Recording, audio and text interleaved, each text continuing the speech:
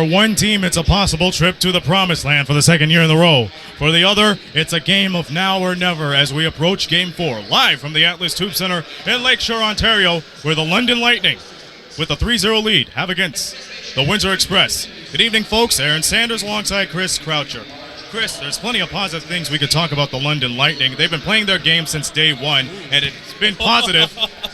And with one miscue later, but still, they're on the top of the heap. I mean, when it comes to transition game, they got it. With Royce White, he was phenomenal from right out of the gate. But you add that together, it goes to show that there was a lot of reasons why they came around with that 25-point deficit. Yeah, on offense, London was just able to execute every part of their game. It was really well done. We got Put me on the team. There, yeah. And I thought London just did an excellent job playing their game. They got the speed of the game going really well. They love playing that transition game. And they did an excellent job of forcing that tempo and forcing Windsor to play at that pace. And I think by the end of the game, Windsor, they don't have the same depth. So I think by the end of the game, plus the heat in this building, it is very hot in here. I think those two things combined to tire Windsor out a bit, and especially in the end of the second half there, they really went cold. There were a lot of shots off the front of the rim because I think they had some tired legs. And the Windsor Express, a lot of negatives going into Game 4. After that, Game 3, their inability to get those shots inside, and once again, the box out problem has been very critical, considering that they got top rebounders like Juan Patillo and Logan Stutz. But what are the positives that you could take in from Thursday night's game that could develop it here tonight? Well, I don't think Windsor ever actually stopped getting looks. They just really had troubles executing. So they had a couple of times where they'd get the ball moving around, they'd get the open shot, and then clank. And it was a little unfortunate for the Windsor Express because, you know, anytime you shoot 37%, you're going to be playing from behind. And that's exactly what happened in that game. So they just got to make sure that when they get those looks, they're able to convert this time around. And the Windsor Express, they got a lot of voids to fill in. Warren Ward out with an injury, of course, and Nick Evans serving a one-game suspension after what happened the previous game. So, of course, there's got to be somebody to fill in the void for Nick Evans. Who do you think is going to step up? Well, I think DeAndre Thomas has to take those minutes and not foul while he's in those spots. I think he's going to be the guy that has to take over in the front court from Nick Evans because, again, with no Evans, they lose that front court depth because that leaves Thomas and Patillo as the only real bigs on the roster. I expect to see a lot more Shaq Keith in the front court, more like playing a power forward position than the wing player that we saw him be earlier in this series in order to try and make up for that lack of Nick Evans. As for the Warren Ward injury, that absolutely hurts his team. They've got 7 players who have averaged double figures in the playoffs, Warren Ward being one of them. Take Ward away, that leaves 6 players, and nobody else on the Windsor Express is averaging over 5 points per game off the bench. So that leaves a pretty big void in the lineup. The London Lightning, they want to pull out the brooms and start a sweep, finish this off once and for all. What do they have to do? Well, I think they got to do the same thing they did last game and just really execute, go out there, force the pace of the game, make Windsor play at their pace, rotate in a lot of different players. Every player on the London Lightning saw the floor last game, and I think if you work all those players into the game, again, it forces Windsor to constantly switch players in and out. We know that they're lacking depth right now, and it forces Windsor to run their legs tired a bit. You got to make them run in this game and tire them out. The Windsor Express, they want to extend this series to a 5-game. What can they do to overcome the adversities they have on the table? Pardon me? What do the Windsor Express have to do to overcome these adversities and force a Game 5? Well, again, for Windsor, execute. They've gotten those looks. They've gotten those shots. And I think when they're rebounding, there weren't as many box outs as we maybe like to see in that spot. And I think for Windsor, that's one of the things that they're going to have to focus on is boxing out and making sure they get those rebounds. Windsor's been a pretty good rebounding team historically. So for London to be out rebounding them the way they have, especially on the offensive boards, leads London to get a lot of extra opportunities that Windsor doesn't get right now. And a lot of things are at stake right here. London Lightning want to punch in their ticket for a second trip to the NBLC Finals. And for the Windsor Express, they don't want to create history here tonight because if they lose, this will be the first time they have been swept from postseason in their franchise history. And we'll quickly talk about the Island Storm and Halifax Hurricanes game. It's going on right now. The Storm wins. They're up 3-1. How do you see this game going? Well, this is a really big swing game. I think if the Island Storm win this one, they're going to take the series. But if Halifax can tie this up, it turns it into a 3-game series. They just have to win best of 3 with those 3 remaining games in that series. So I think this is a really important one for both teams, obviously, especially for Halifax. And I think it honestly will swing who wins the series, too. And for Halifax, one player that stood out to me above the rest is C.J. Washington. He's been putting up these big numbers since the postseason started. So how much of an impact he is for this Halifax team? Well, he's absolutely crucial for the Halifax Hurricanes, and he has been a pretty key player in the front court all year. They're hurting a bit. They just lost Taquan Zimmerman, but I think it's going to come down to that front court play because we know that the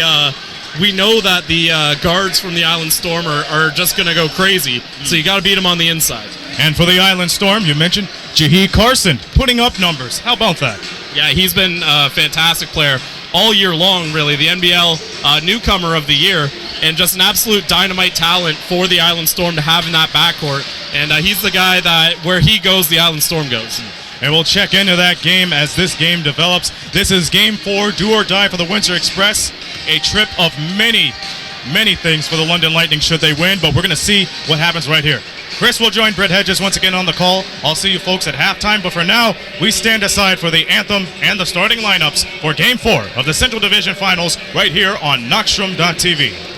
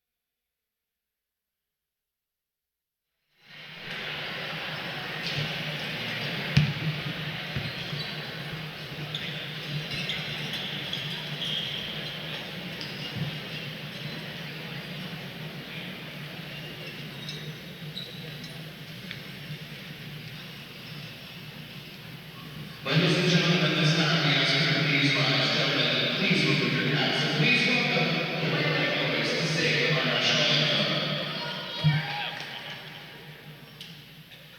Oh, Canada, our home and native land, through pages of love, hear all thy sons command. With glowing hearts we see rise, the true North strong and free. From far and wide, oh Canada, we stand on guard for thee.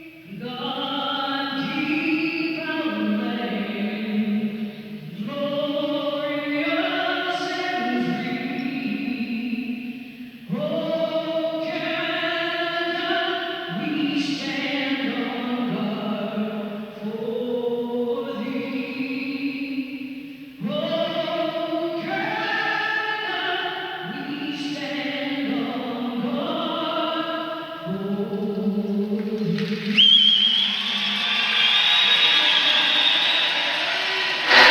Hello, folks, to Knockstrom.tv's production of Game 4 of the NBL Canada Central Division Finals. Brett Hedges and Chris Croucher back on the mic for you on Knockstrom.tv. Chris, you had a good chance to talk with Aaron in the pregame. All semantics aside, 3 games down to 0. The Windsor Express need to find a way here to keep their season alive. Yeah, this is going to be a very difficult battle here for the Windsor Express. Of course, they've usually been the kryptonite to the London Lightning in the playoffs, but this year, no such luck. London pulling 3 games on them. Windsor kept it very tight in those first 2, but yesterday, just a bit of a blowout on the Express's hands. However, that doesn't mean that the team that was there the first 2 games of the series can't show up tonight. That's right. We could see another close one here as both teams looking to accomplish some business here. Windsor, their life on the line, and London a chance to extend theirs. Absolutely, and after a really tight first quarter between the Windsor Express and London Lightning in Game 3, it was the second quarter woes that really put the Express behind the 8 ball, and that was a deficit they could not make up in the second half, thanks to a great matching effort by the London Lightning in the third quarter to stay ahead. Yeah, and for Windsor, it was really a stretch in the second that kind of killed their chances, because in the first quarter and even first little bit of the second quarter, it looked like it was going to be another classic. It looked like we had another 1-point, maybe 2-point game on our hands. However, they had a stretch where they went almost 5 or 6 minutes without a basket, and a team like the London Lightning, they're too good for you to do that against. The London Lightning, a consistent team, they're going to put up points. You can't really bank on them to have a down drought of their own. So for the London Lightning, they just stayed the course the whole game long. They had almost identical totals in each quarter, but for Windsor, it was that second quarter drop-off that led to the big gap. Absolutely, and a big person that was was behind that big gap was the low post play of Royce White. He was absolutely spectacular in Game 3. 20 points at halftime. He finished with 24. That goes to show how much work he was doing in the first half.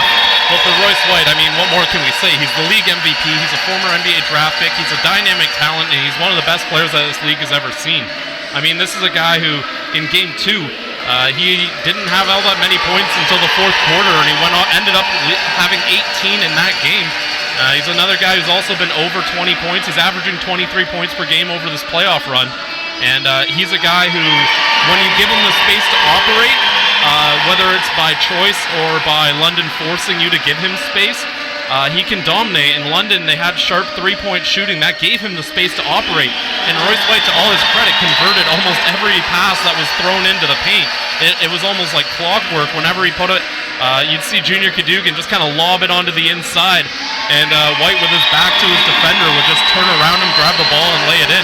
It was too easy for him in that game. So I think for Windsor, they gotta bring some more help defense. They gotta double him a bit more, make life a little harder for him. Take White out of the game, and then see what the other guys can do. Force them to beat you. Absolutely.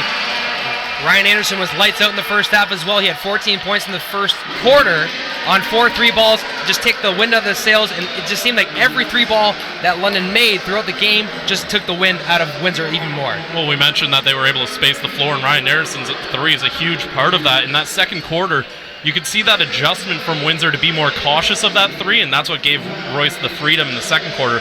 But Ryan Anderson, He had 0 points the game before. You know he had a little bit of revenge on his mind. He came into that game with a refocused attitude. You could just see it in the way he was playing. He was going to get his points. He didn't care who was in the way. He was going to get his points.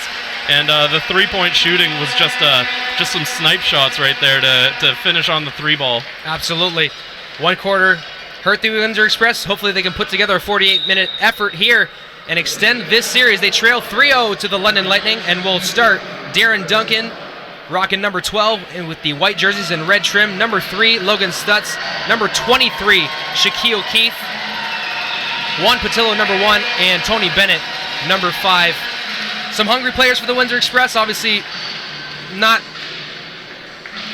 definitely not the result they wanted. Not the result that they wanted, but it's just one game at a time here if they want to continue this series. And you know the Express are a veteran team. This isn't new to them. They've been a playoff team. They've got guys who are regulars in the NBL playoffs. They've got guys who know how to produce at this time of year. One of those guys, Shaq Keith, has been phenomenal all series long. I think one of the things that really hurt Windsor, Tony Bennett fouled out rather early in that game and fought foul troubles that whole game long. If Bennett's gone, that leaves Mo Jones as their only long-range threat. So I think they need Bennett out there just to kind of scare London a bit with the three ball. Nick Evans, center for the Windsor Express, number 44, suspended for this game after being ejected of Game 3, so he will not be in attendance of today's game. Unfortunate for the Windsor Express. A big presence down low. And the London Lightning will start with their black jerseys and yellow trim. Royce White wearing number 30. Ryan Anderson wearing number 44. Kyle Johnson wearing number 1. Junior Cadogan wearing number 5. And Garrett Williamson wearing number 15. And the opening tip is good, and London takes over.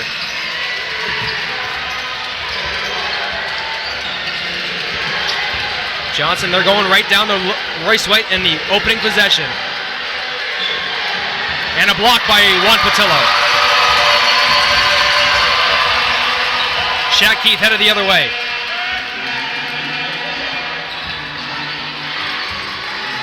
Down low, Juan Patillo working in the low block. Spins on Williamson. Has his shot deflected, and Garrett Williamson's hands have been very active in this series, deflecting passes, blocking shots, and they've come at pretty critical times as well. Well, he's one of the best defenders in the league, and we don't always acknowledge that just because he doesn't necessarily, rack up the steals or rack up the blocks, but anytime you watch him, it stands out just how good he is at defending on the wing, and that time, a little out of position, having to defend down low. On the opening inbound, the Windsor Express scoring. That's Logan Stutz getting free. That ball is nearly tipped out of bounds by Shaq Keith, nearly touched by Anderson. And that time that was Shaq Keith who watched the tape and realized what Anderson wanted to do there. Immediately tried to jump that pass. Coach Bill Jones is fired up for the Windsor Express. Two of the best going at it here. Kyle Julius for the London Lightning and Bill Jones of the Windsor Express. Junior Cadogan on the drive, pulls it out, takes it back out to White. At the free throw line, White will drive, spin those shoulders, go up with the left hand, and it's good. That's 2 possessions with White where Patillo's played excellent defense. That time White able to beat him, but it's very difficult. Anytime you even play good defense, he's still able to finish over you. That's why I think you got to bring a little bit of help there when White comes in. Stutz swings it over to Shaq Keith. High screen from Stutz. Keith in the corner for Bennett. He launches. That's off the heel, and Johnson with the rebound. Cadogan swings it. Johnson for the 3. Bang! That's his spot right at the top of the three-point line, top of the key there. They're always looking for him whenever he's stepping up. And this is a guy who had 51 points in the game this season. He really knows how to fill the bucket. Darren Duncan gets a high screen from Juan Patillo. He steps into a 3-ball. That goes off the front rim. Rebounded by Anderson. Cadogan calling for a high screen. Goes to his right. Loses it on his way to the basket and will end up out of bounds. Windsor Express ball. Yeah, just a little bit of a mishandle there. One of the things that we've talked about in this building is it's very humid in here. So one of the things to watch out for is a slippery ball and maybe some wet spots on the court could cause problems at different times. We're here in the Atlas Tube Center in Lakeshore. Tony Bennett on the far wing. Gets a screen from Stutz in the corner for Shaq Keith. He puts his foot on the ground. Gonna battle Kyle Johnson. Turnaround jumper. Just to the right. Anderson with another rebound. Quickly up the floor. Anderson for 3. And it's good. mean, 8-2. you can cover him all you want. He's still able to convert those tough shots. Doesn't take much space for Ryan Anderson to get off that lightning quick trigger. And Logan Stutz' pass from Darren Duncan is off, and Royce White finishes. Great read by Garrett Williamson. Good call on the active hands, because that time he showed exactly what you were talking about, Brett. Excellent play. The London Lightning storm out to a 10-2 lead here in the first quarter in Game 4 of the NBL Canada Central Division Finals. Going down low to Shat Keith, the Brampton native. Spin, puts up the shot, looking for a foul, rebounded by Stutz. Bennett kicks it up to Stutz, and he will get a 3-ball up, but a foul is committed by Royce White. Yeah, that's an unfortunate one there. I think they're deciding if they're saying it's only going to be 2 shots there. Oh, Stutz's foot must have been on the 3-point line. Got to trim the toenails on that one. Make sure it's a 3. Logan Stutz. Logan Stutz led the Express with 20 points in Game 3, pardon me. You know, this is a huge ad for the Windsor Express, because not only does he give you a former league MVP, but I think his style meshes really well with Juan Patillo. Patillo likes to play in the mid-range. Stutz, he can be right under the basket, or he can stretch the floor. So they really complement each other and do things well that maybe the other guy doesn't. Williamson. Boy, the Lightning get the ball up the floor quickly. Less than 5 seconds and they're in their offensive set. And a foul going to be called against Tony Bennett for pushing Ryan Anderson off this path. No, they're going to call that on Juan Patillo. Number 1, that will be his first. So 10-4 in favor of the London Lightning here early in the first. Thanks for tuning in on Knockstrom.tv, folks. Johnson on the curl, rises, cannot connect, and Darren Duncan quickly moves the ball up. Tony Bennett for 3. Off the mark. Stutz puts it in. Garrett Williamson looking for a foul on that one. Stutz really flew in there for that ball. Makes the play. That's going to be a foul the other way now. I believe they're going to call a double dribble on that possession. You don't see that in transition too often. No. So it will be Express ball on the near sideline. 10-6.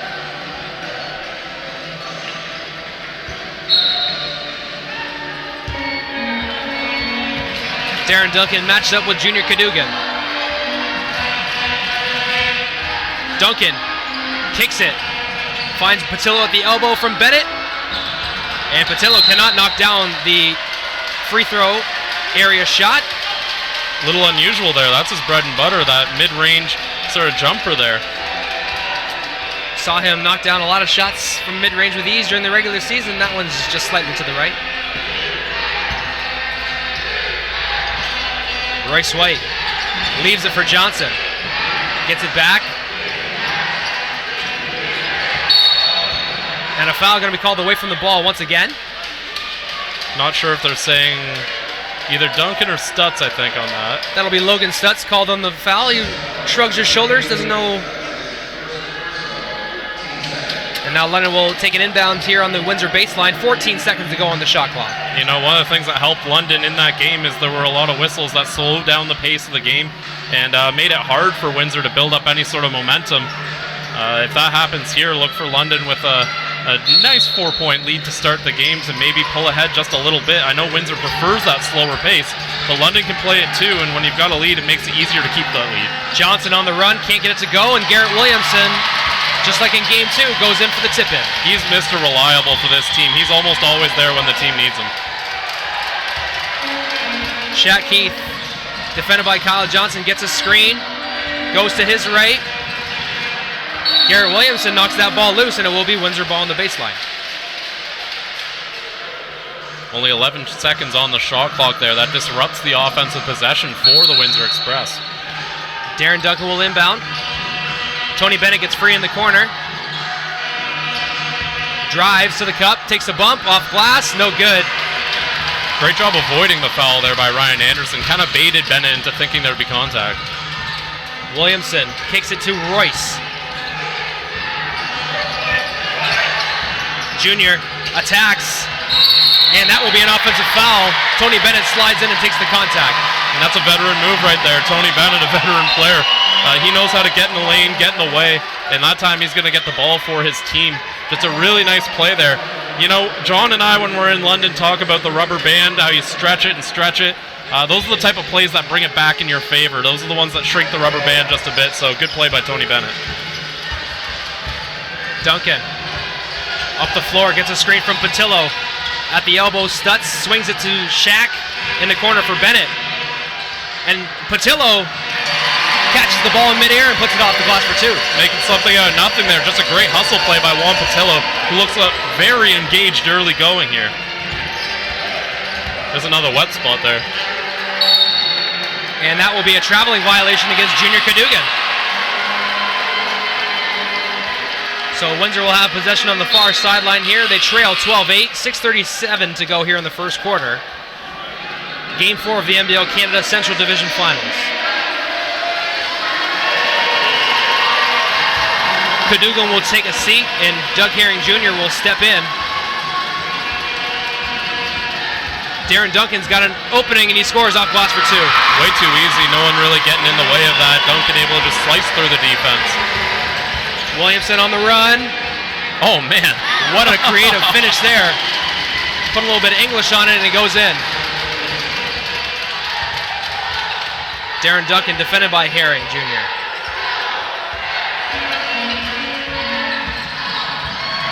Duncan at the elbow, pulls it out. He's got 8 seconds to shoot. He's battling Royce White. And a foul going to be down low. No, we're going to call a 3-second violation against Juan Patillo. So trying to establish himself in the low post, Juan Patillo gets caught for three in the key. It's another one you don't really see a whole ton of here in the NBL. Interesting call there. Doug Herring Jr. bringing the ball up the floor. A dynamic scorer as a member of the St. John Riptide, and he passes it over to Anderson for 3, and he's good. And that's kind of, it's funny, you were mentioning Doug Herring, the scorer. That time you saw the side that he's been playing more of in London, the distributor. Excellent ball movement to find Anderson. Maurice Jones checks into the game. Kick that ball out to Duncan, and he will travel. And that will draw a timeout. Here on the floor, the London Lightning lead 17-10 over the Windsor Express. We're going to take a short break. When we return, more action here on Knockstrom.tv.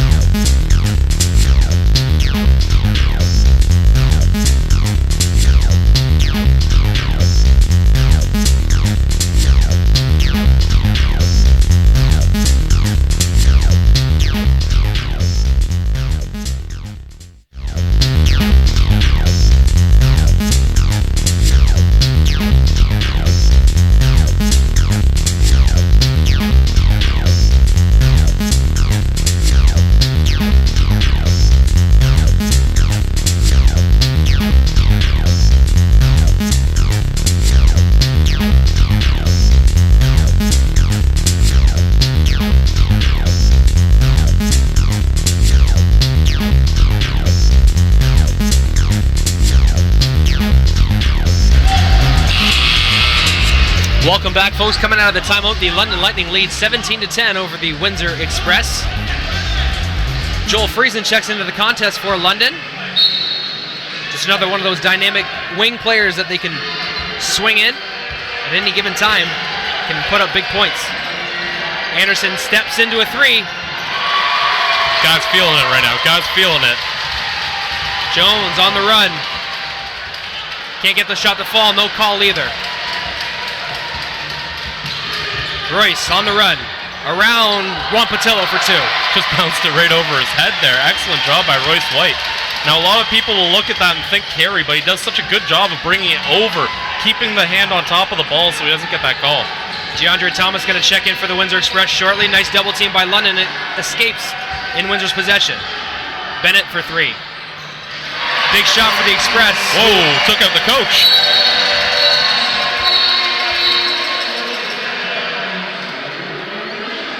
Looks like they're discussing intent. Tony Bennett knocked down the triple.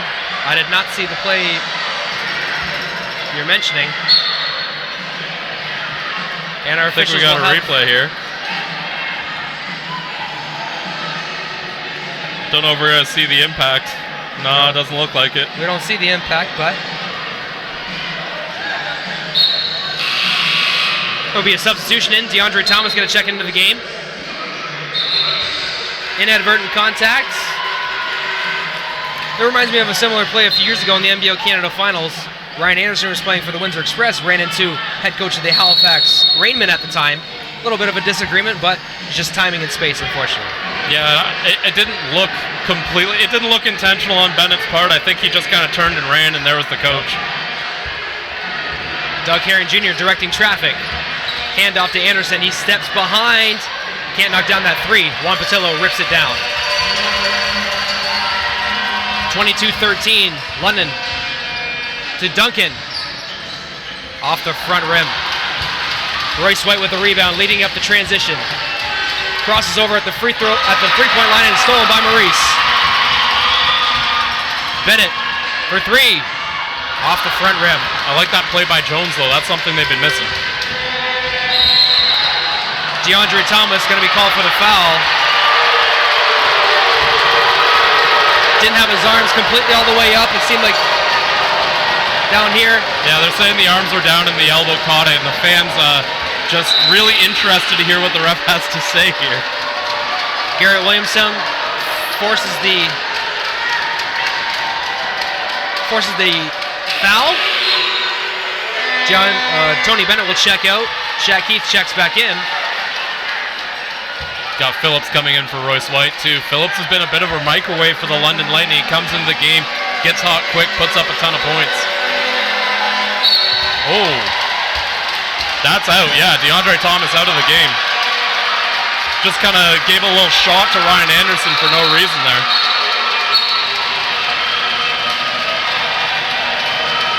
He's got to get out of the ref just threw him. Yep.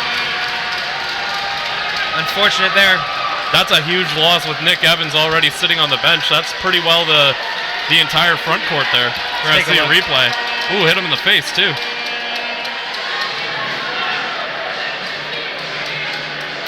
See our London Lightning huddling to the side here. Officials discussing the previous play.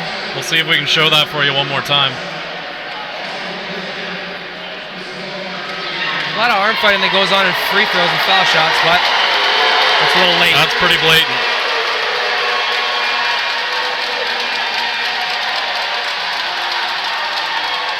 Well, almost as soon as he was into the game, DeAndre Thomas out.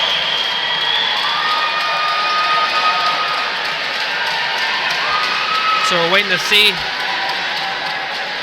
Garrett Williamson will shoot. It was his first free throw, so he's still got one more of his personal free throw, of his personal foul. You know, with Thomas out of the game, that's an awfully small-looking Windsor bench, and we already know one of the guys sitting there, Warren Ward, isn't going to be playing tonight either. Yep. Unfortunate break for DeAndre Thomas of the Windsor Express. 23-13, his team trails with 4:08 left in the first quarter.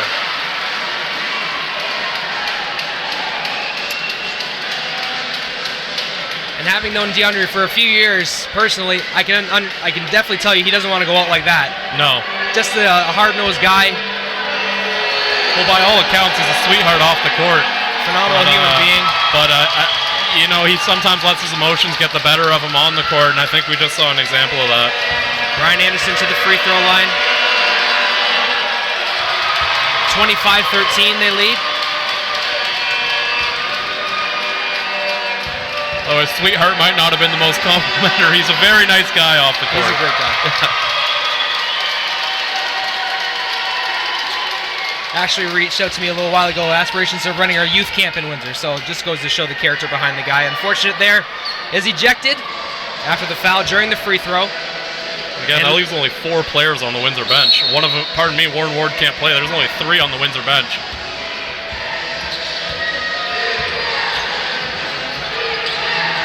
Anderson back to work, gives it over to Joel Friesen. He gives a nice pump fake, driving to the lane, and an offensive foul called there. Maybe just a little bit too over-anxious, Joel Friesen.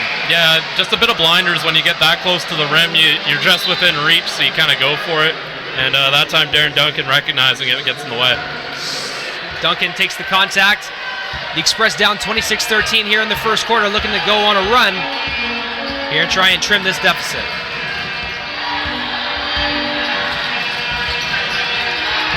Duncan crosses over, switches over on Marvin Phillips, rises in the middle of the key, can't get the shot to fall. Anderson quickly up the floor to Williamson. They reset, and Herring Jr. will take a high screen. Nope, he's going to take a three, and Shaq Keith rebounds the miss. You know, Shaq Keith's going to have to play a lot of minutes in the front court now. He's basically going to be their power forward. Ryan Anderson saves it for going out of bounds, and here come the Lightning. Williamson. Oh, can't get the shot to fall. Tough break in transition. Here's Shaq Keith going for a transition of his own, and he takes a foul. Yeah, Joel Friesen just making sure that's not an easy bucket there. Make him earn it from the line. Tony Criswell and Logan Stutz will check into the contest for their respective teams. Wally Ellenson will check in as well for the Windsor Express.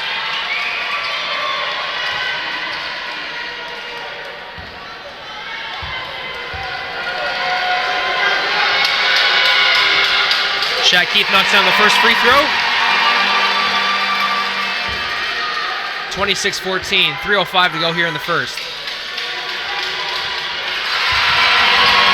He goes 2 for 2. Gets his team 2 points closer, but they got to D up. Got to get some stops here against the Lightning, who have been red hot all playoff long. Have not been defeated in the playoffs yet. Friesen for 3. Big shot from a clutch guy. Jones sets up a high screen, looking for Wally Ellenson. He launches. Just too strong. Anderson finding a Tony Criswell off the glass for 2. He just out-hustled Logan Stutz down the court there. Great bucket. 31-15 the score. Jones steps into a long 2. Off the mark. Anderson with another rebound. He's got at least a handful already in the first Q.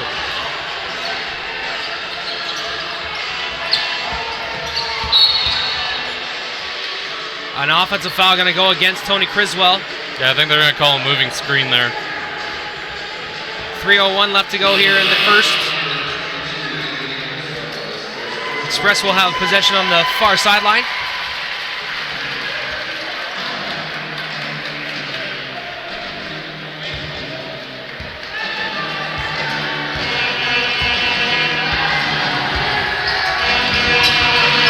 Bennett gets a double screen.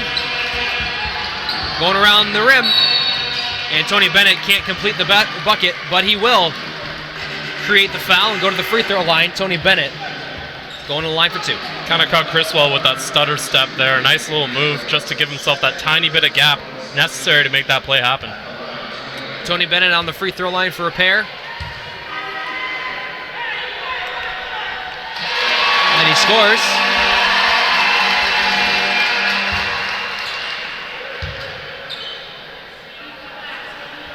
Tony Bennett goes 2 for 2. Express get themselves within 14 with the time off with no time coming off the clock.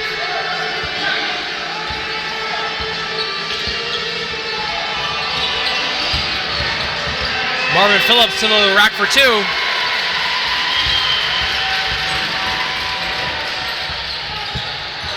Doug Herring Jr. with the steal. Alley-oop. Oh no, Capers can't finish.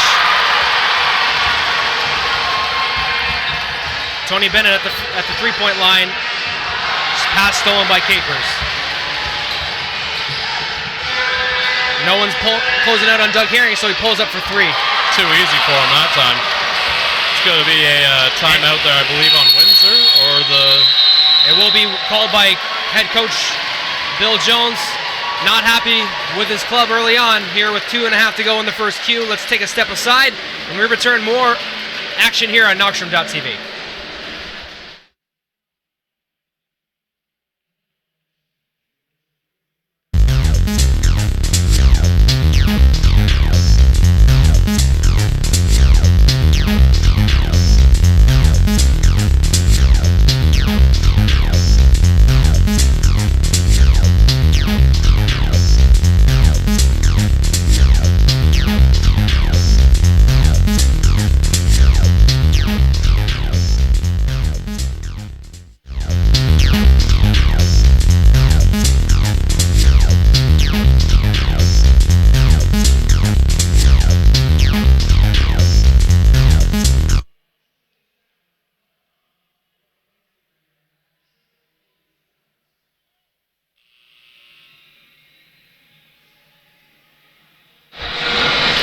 Coming back out of the timeout, the Express trailing by 19 points here in the first quarter to the London Lightning.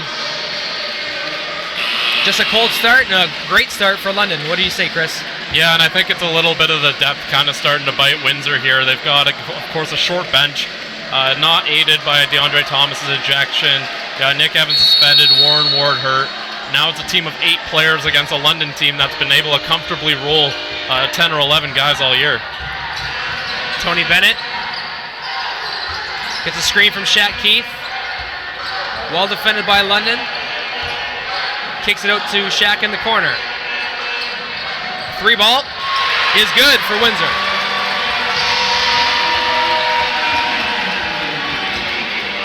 $16-point deficit now. Doug Herring Jr. with the handle. Down low, it's Marvin Phillips. Turnaround jumper, no good. Shaq Keith defended well, and Jones collects the rebound. Jones on the run, kicks. Bennett for 3. And a foul going to be called. It's going to be on Tony Criswell there. That will be. A push in the back, they'll say, and there will be Windsor Express possession with 1:48 to go in the first. Going to see Mo Bolden step into the game here. Maurice. Former Windsor Express and former Lightning prior to this year. That's right. Maurice Jones, a phenomenal player, spent a large majority of the year with the NBA D-League's Austin Spurs. He was a first-round pick in that league's draft, in fact. And you know, one of the things that I found most impressive is he's improved his game pretty substantially. He hasn't gotten a ton of minutes yet here in London, but you know, some of the things he's worked on in Austin, you can see them come out in his game. He works way better off the dribble now than I think he did prior to joining the D-League. So there's definitely some improvements to his game.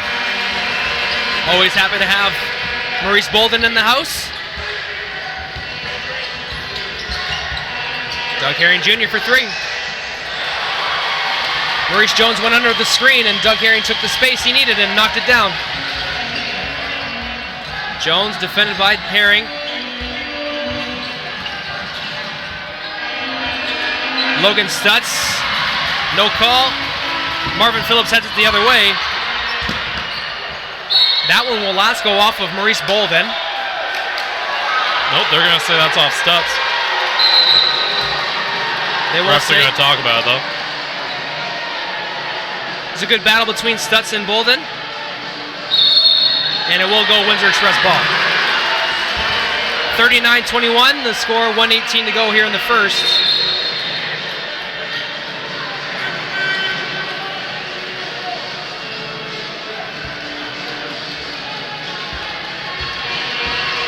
Jones and Herring Jr. having a bit of a conversation, heading into the front court. Tony Bennett looking inside. He does give it inside to Logan Stutz. Big mismatch. And Logan Stutz comes up empty. Great job by Doug Herring Jr. Outsized there, but really put up a strong front. Marcus Capers over the timeline. Swinging it over to Doug. Back to Maurice. Jab step. And he picks up that trail foot. And it will be a traveling violation. He looks at his head coach right away. He says, I know I should have shot it. And that's one we mentioned that he works better off the dribble. That time he kind of killed the dribble, and I think he recognized that's a time where I should have just kind of kept it alive and gone with it.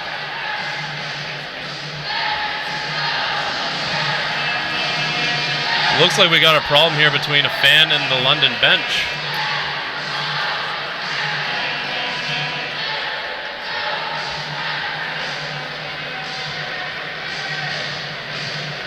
Windsor will take over possession. Cooler heads are going to prevail on this one. I think they're calling for the assistance of one of our security folk, or perhaps Commissioner Magley. Had a good chat with Commissioner Magley before the game. A lot of great things to be talked about for the league moving forward. Obviously, a brand new franchise coming to Sudbury. And it seems that maybe a franchise in St. John's, Newfoundland, I think that's more of a formality than anything else. I'm looking forward to seeing the growth of the league moving forward. Sudbury, the 705 basketball. Make sure you follow them on Twitter and Instagram. And get ready because basketball's coming to Sudbury. Yeah, it's definitely going to be an interesting one. They're having a Name the Team contest, so you can go to their Facebook page, and I believe their Twitter as well, and type in what you think the name should be. Any ideas, Brett? Perfect. The first thing I thought about when I heard about Sudbury was the Nickel Kings. Ooh. Sudbury, the nickel mining in Sudbury a lot. The Nickel Kings would be interesting, but the Sudbury Miners, I'm not sure. I'm kind of stealing this one. I saw someone, we see no bucket there for Tony Bennett. They're going to say he pulled the chicken wing there. Yep. But one of the ones I actually saw, the Sudbury Knicks, just take the K off it. I thought that was an interesting one. I'm not sure who said that. I read it. It was one of the top ones on the Facebook page. I'm going to talk about it. Interesting. That was a good one. Of course, the Sudbury Wolves are the junior hockey team in the area. The Sudbury Spartans are the Northern Football Conference team are in the area. So looking forward to seeing all the entertainment options in the city of Sudbury next year in the NBL Canada. 20 seconds to go here in the first quarter. Marvin Phillips looking inside, picks up his dribble, kicks it out to Doug. Herring Jr. gets a high screen from Phillips, but he had the ball stolen. 12 seconds to go. Shaq Keith off glass for two. Excellent little job there, and I know the score isn't very pretty, but that gets you just a little bit of momentum. Doug Herring Jr. And that is how the first quarter will end. Bit of a slow start for the Windsor Express, a great start for the London Lightning. They lead 39-23 after the first cue. And if you're Coach Bill Jones, 39 points in the first quarter, not going to cut it. No, and I think they liked a lot of what they did at the back part of that quarter there, but ultimately that slow start really hurt them, and we saw London, such a consistent team, especially in Game 3. They can't let that happen again, and right now it's looking like it might. 39 points, a huge total for a first quarter. A big deficit for the Windsor Express to crawl out of. We'll see if they can do it here in the second quarter. We'll take a break here on Knockstrom.tv, and we'll be back with the call in the second cue.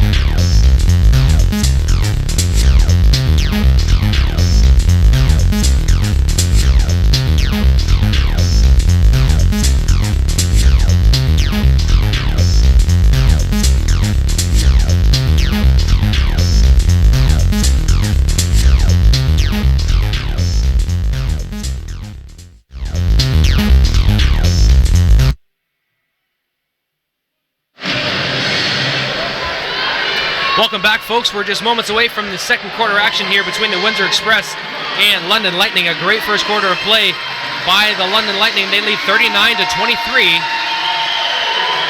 But if I know Coach Bill Jones, and I think I do, I know he just gave his team a fiery speech about never giving up and refusing to lose. Let's see if they can get some offensive possessions consistently together and make a run here. You know, Bill Jones got a little Braveheart in him the way he gets his team coming out of breaks, so don't count this one out yet. Logan Stutz for three. That's off the mark, but Marcus Capers skyscraping rebound there. It's going to be a jump ball. I believe the arrow's in London's favor. Yep, Windsor took over first possession of the second quarter, so London will take over now on the jump ball in the opening possession.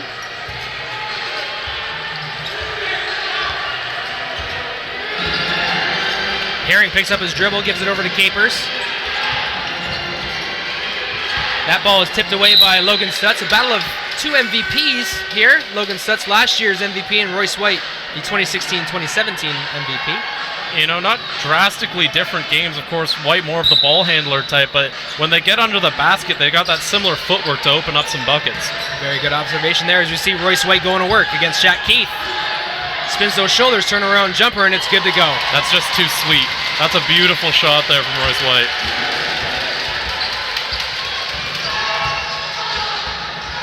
Jones in the front court to Shaq Keith.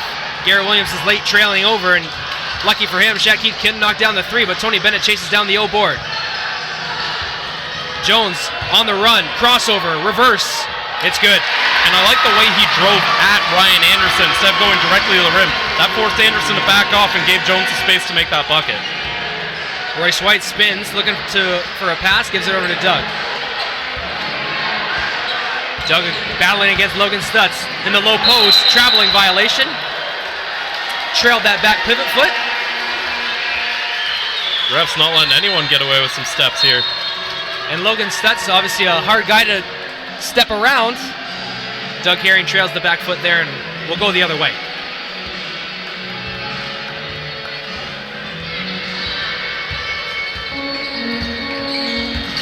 Maurice Jones switched off. It's Royce White and Jones off the rack. Loose ball. White got a piece of that. Shaq Keith stays on the front court side, so it's not over and back. Shaq Keith one-on-one off glass. Good to go. And one. Excellent play there from Shaq Keith, creating some havoc on the inside, getting that contact. And again, a difficult finish, but he's able to convert. Shaq Keith had Windsor's lone double-double in Game 3, 17 points and 11 assists. Look at the replay here. Nice finish off the glass for 2. Folks, if you're watching, make sure you click the HD tab here on Knockstrom.tv, the only live stream provider in the NBL with HD and highlights. Shaq Keith to the free throw line, trying to complete the three-point play the old-fashioned way before they put that crazy three-point line in all those years ago. These newfangled gimmicks. And he gets the Express within 13 points.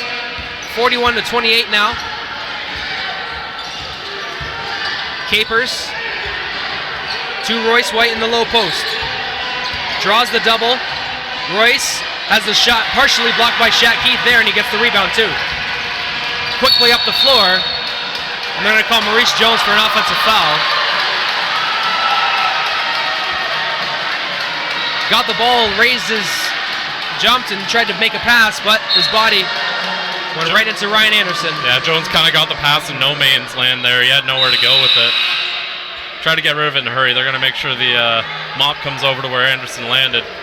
Again, moisture, an issue with the humidity around here right around now. They had some rain earlier in the day.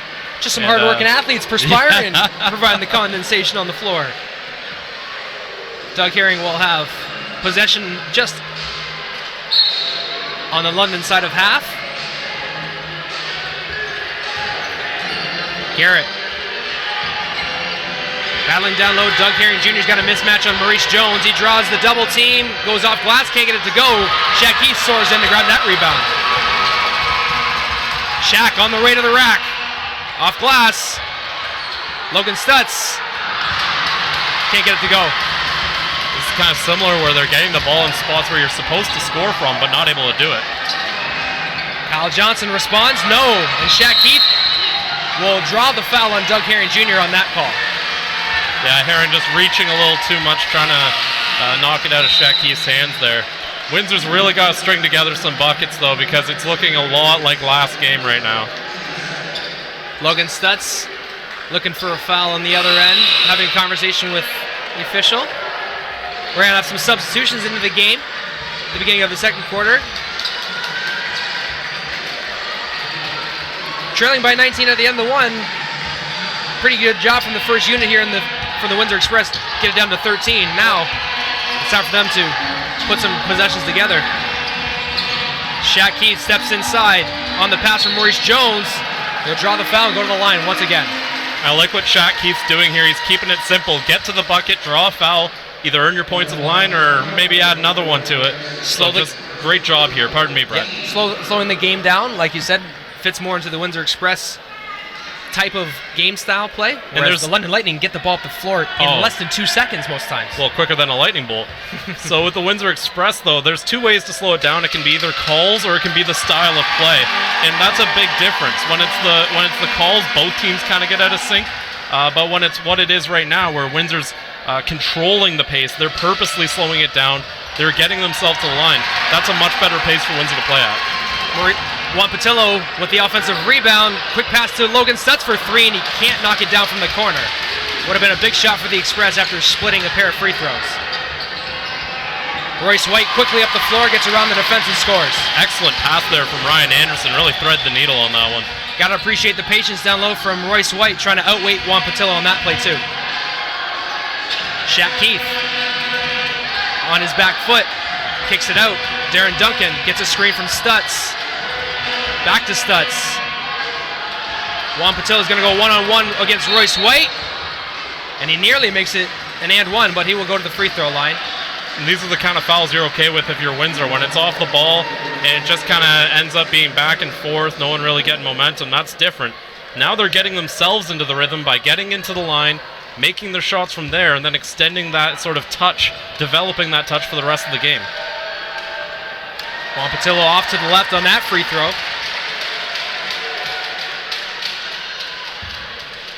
Looking to convert his second here.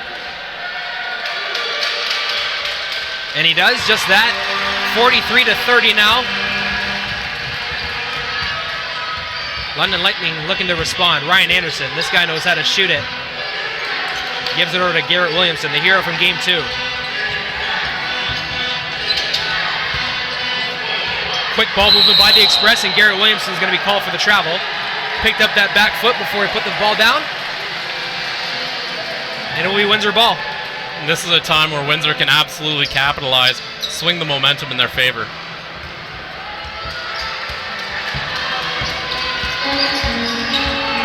Jones gets a high screen from Patillo. Shaq Keith's going to put the ball on the floor. And Cadogan's going to pick up a foul down low, battling Juan Patillo in the low block. And if you're Junior Cadogan, that's probably a decent foul considering the mismatch you had on you. Yeah, you just kind of get that foul. He had plenty to give. The Lightning had one to give. Get yourself out of that mismatch. Make him reset the offense with a shorter shot clock. That pass was just behind Logan Stutz, but Windsor gets it back. Patillo can't knock it down, but Stutz gets the offensive rebound. No foul again. And Royce White knocks it out of bounds. It will be Windsor ball. Yeah, White got all ball on that attempt by Stutz to go up with it. Unfortunately, it's going to go out of bounds there. But you saw the momentum, how it can change just from that little play by Junior Cadogan. It's playoff basketball. The little things matter here. Didn't work out that time, but keep an eye on things like that, maybe causing a swing. Absolutely. We're going to take a short break here. London calls timeout. 7:53 left in the second quarter on Knockstrom.tv. We'll be right back.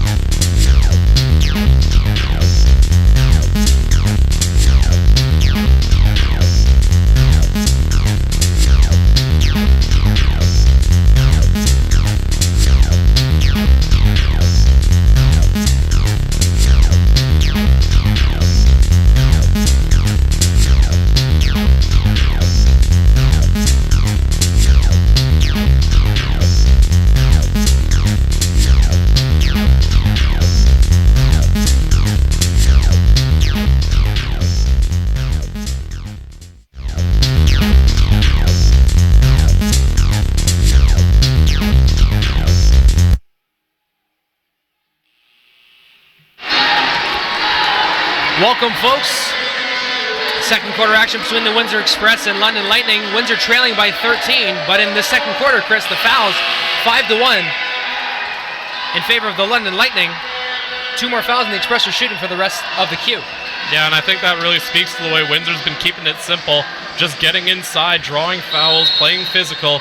This is their style, and they're starting to assert their own pace on the game. Stutz looking down low. He's going to give it up to Shaq Keith. No, he gives it over to Duncan. Thought he had an open three for a second. Maurice Jones hesitates for a moment. They're looking down low. Juan Patillo is going to battle Ryan Anderson. Drives baseline, go around the rim. Can't get it to fall. Royce White with another rebound. Snake bit on that last possession. London looking to respond. Oh, man. Oh, beautiful pass from Royce White, but it hits every single part of the rim and falls out. Duncan on the run. Jones looking inside for Stutz. They're getting it to Stutz. He's got 10 to shoot.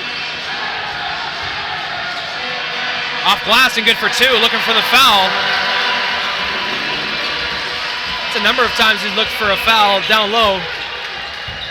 Doesn't get it, and London looking to come back. Williamson looking inside. He's going to hand it off instead. Anderson on the run. Step back jumper. Can't get it to fall. Kyle Johnson with the rebound. Shaq Keith with the foul. Shaq Keith immediately acknowledging the foul there. Good on him. Again, only the second foul on Windsor in this quarter here. And they've been doing a good job of playing physical but playing clean, forcing London to take those fouls. Now they got to convert it into something. They're getting closer, but can they get over the hump? They've stopped the tide, now they got to turn it. Cadogan with the handle, and an offensive foul going to be called. No, a foul going to be called against Darren Duncan. Yeah, they're going to say he gave Anderson a push when Anderson was trying to turn the corner.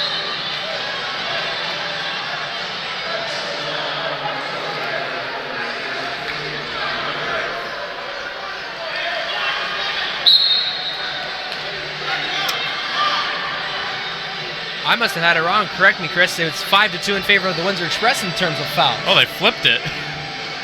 You didn't have it wrong on the board there. It said 5-2, and then they just switched which side the 5-2 is on. It's okay. So, but it's something that we need to look at moving forward. I'm sorry, they're still changing it. Maybe I was wrong. Okay, now it's 5-3. 5 on London, 3 on Windsor. There we go. Yeah, we got back-to-back it. fouls. Okay. Back-to-back fouls against Windsor. 5-3 in the quarter.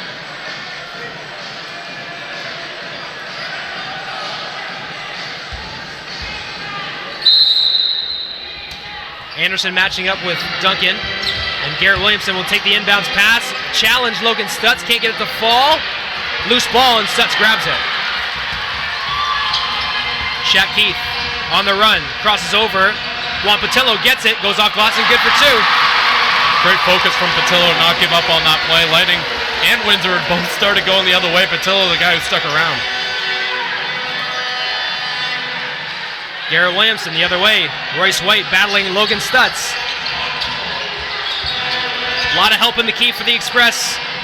Cadogan down low for Williamson. Johnson steps into a jab step, launches, and knocks it down.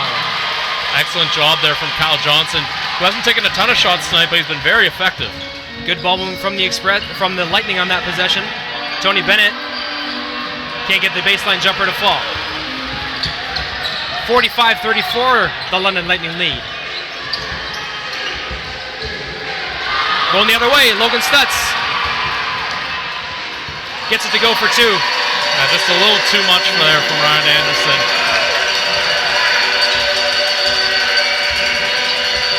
The Express have it down to single digits, 45-36. See the superfan going wild on the sidelines there with his noisemakers. Cal Johnson rises, and he's going to get a foul as Shaq Keith came across the body. See if you can take a look at that one again. There's the pull-up there. And it was on the way down. I believe Shaq Keith made contact with the legs of Kyle Johnson. That's what we're... You have to let him land. Kicked that foot out pretty good. But Kyle Johnson will go to the free throw line for a pair. Royce White will head to the bench, as well as Ryan Anderson. Joel Friesen and Marvin Phillips check in. Johnson knocks down the first free throw.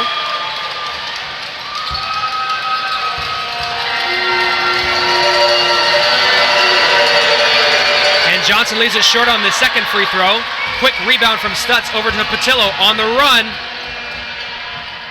He can't finish his own layup. Off the rim, here's Cadogan on the run, and he goes short on his layup, but it will stay with the London Lightning after being knocked out of bounds by Maurice Jones. Well, Mo Jones pulled what Ryan Anderson did in the first quarter there, where he made it look like he was going up for the contact and backed off. And the player going for the layup unable to convert as they were expecting that contact. The officials asking the London Lightning bench to take a seat. Royce White objects, I'm sure he says. And Johnson will throw it in. Cadogan over to Johnson.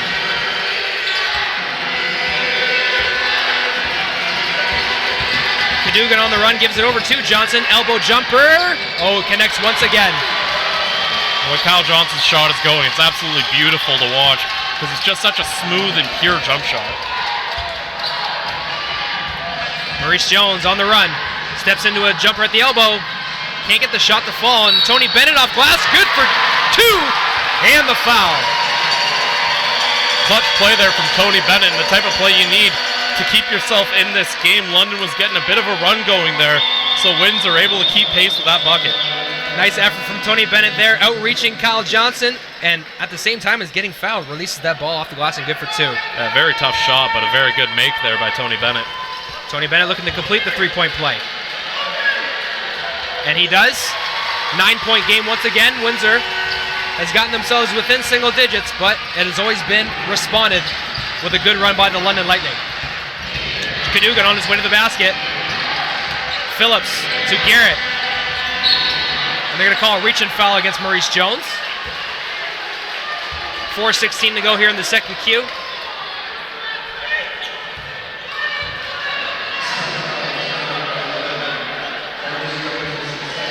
Garrett Williamson will inbound right in front of Superfan Shannon.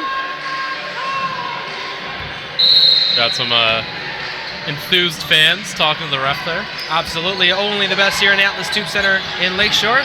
Only the best in NBL Canada. Joel Friesen looking inside, crosses over, nearly knocks down the jumper. I think he expected contact there. Yeah, Darren Duncan did a good job by not getting contact. And that three ball is off the heel. Too strong for Duncan. Try to get the Express within 6. Phillips at the three-point line.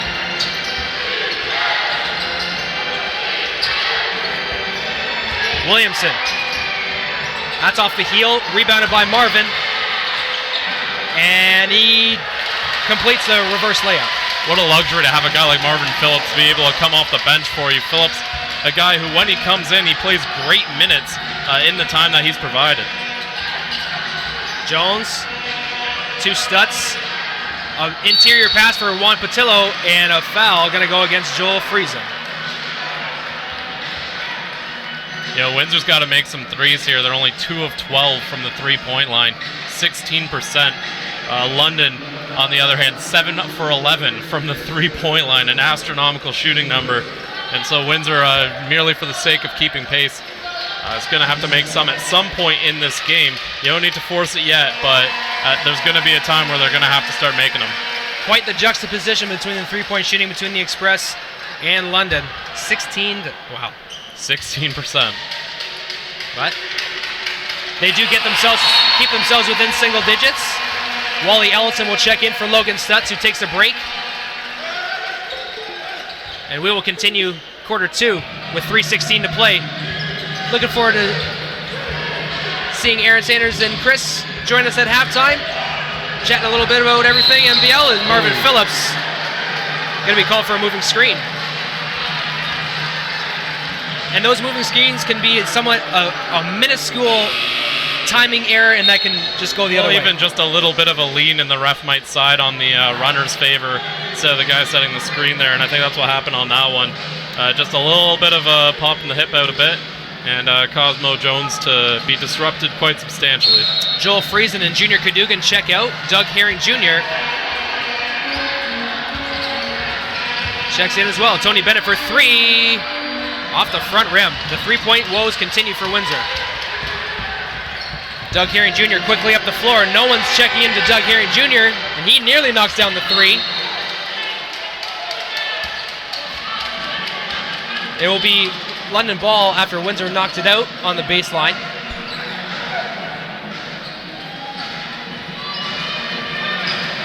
Anderson will throw the ball in for London.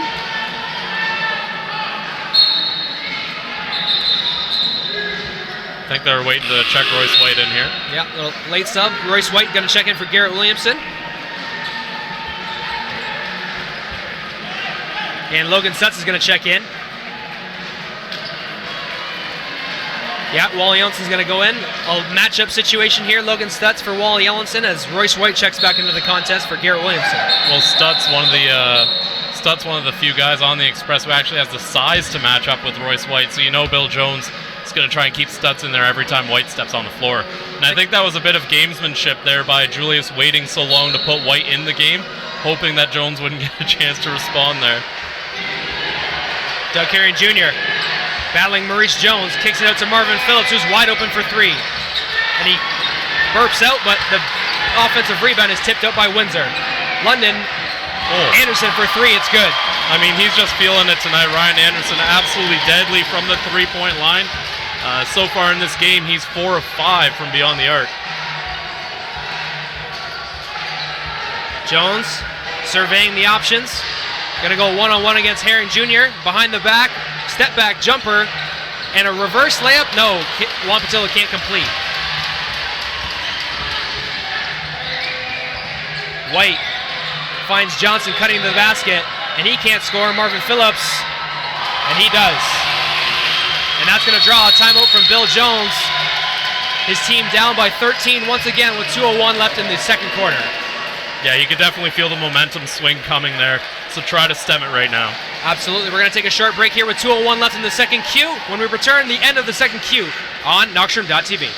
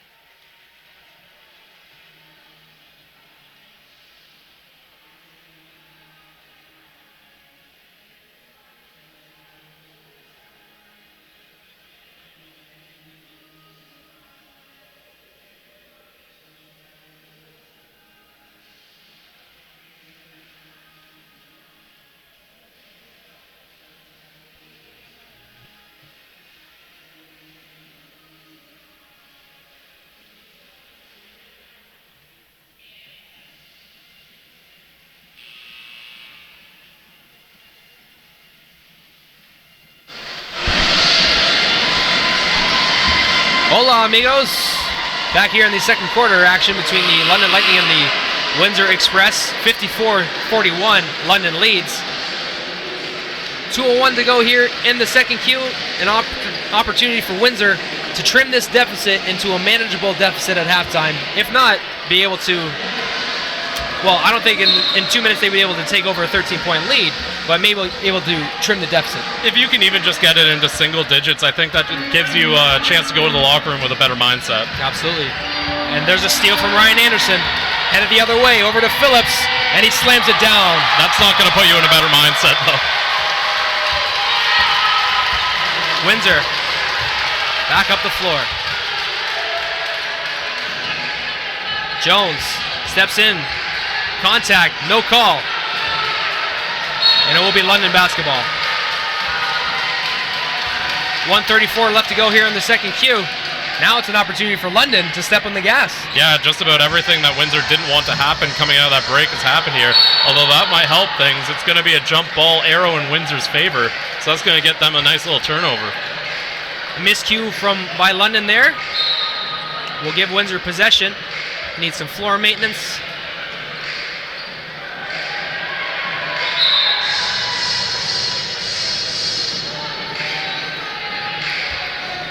There we go, little guy. Brian Anderson doing a great job of showing the young man where to go. Darren Duncan will inbound for the Windsor Express. Down by 15, 1:28 to go.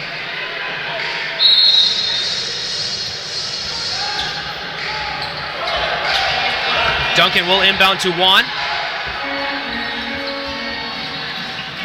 Duncan defended well by Ryan Anderson as Juan Patillo on the baseline hesitates, puts it off the front rim. 1:15 to go here in the first half.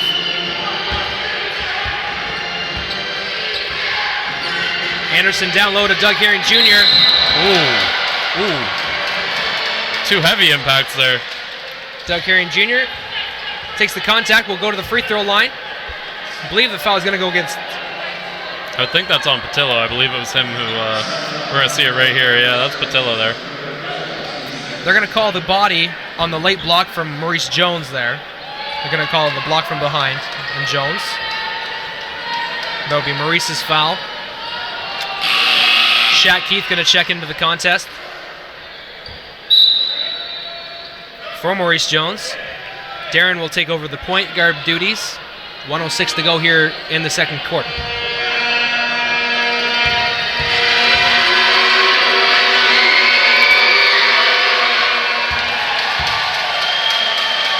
And at one point in this second quarter, Chris, it was 5-1 for fouls. London had the edge. Now it's 7-6. London really got disciplined there to kind of close the foul gap. And this time it's Windsor's fouls. It's going to give London an opportunity at the line, and they convert. Duncan hands off to Stutz, gets it back. Gets a second screen, going to look in the wing. It's Shaq Keith. 54 seconds. Step back three. Off the mark.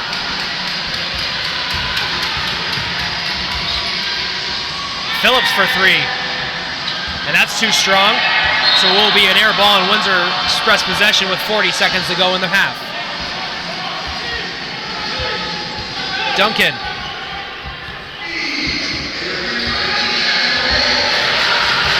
Surveying the options. Looking down low. Shaq Keith battling Ryan Anderson, driving baseline. Marvin Phillips with the block, but Logan Stutz finishes. 15 seconds to go. London looking to close it out with a made bucket. They're up by 15. 5 to go. Fakes the handoff. Herring Jr. going to go down low, rises. Not going to get the call. And that's how the first half will end. London with a fantastic first half, 58-43. Windsor tried to make a comeback here in the second quarter, but they trail by 15 at half. We're sending downstairs for the Knoxstrom halftime report with Aaron Sanders and Justin Prince in just a few moments. But of course, the three-point shooting has got to be a point of emphasis for the Windsor Express heading into halftime. The London Lightning greatly outshooting them in that department. London knocking down 8 of 14 three balls. Windsor is only able to muster 2 makes in the quarter. Now let's send it downstairs to Aaron Sanders and Chris Croucher on the sideline for our halftime report. Take it away, fellas.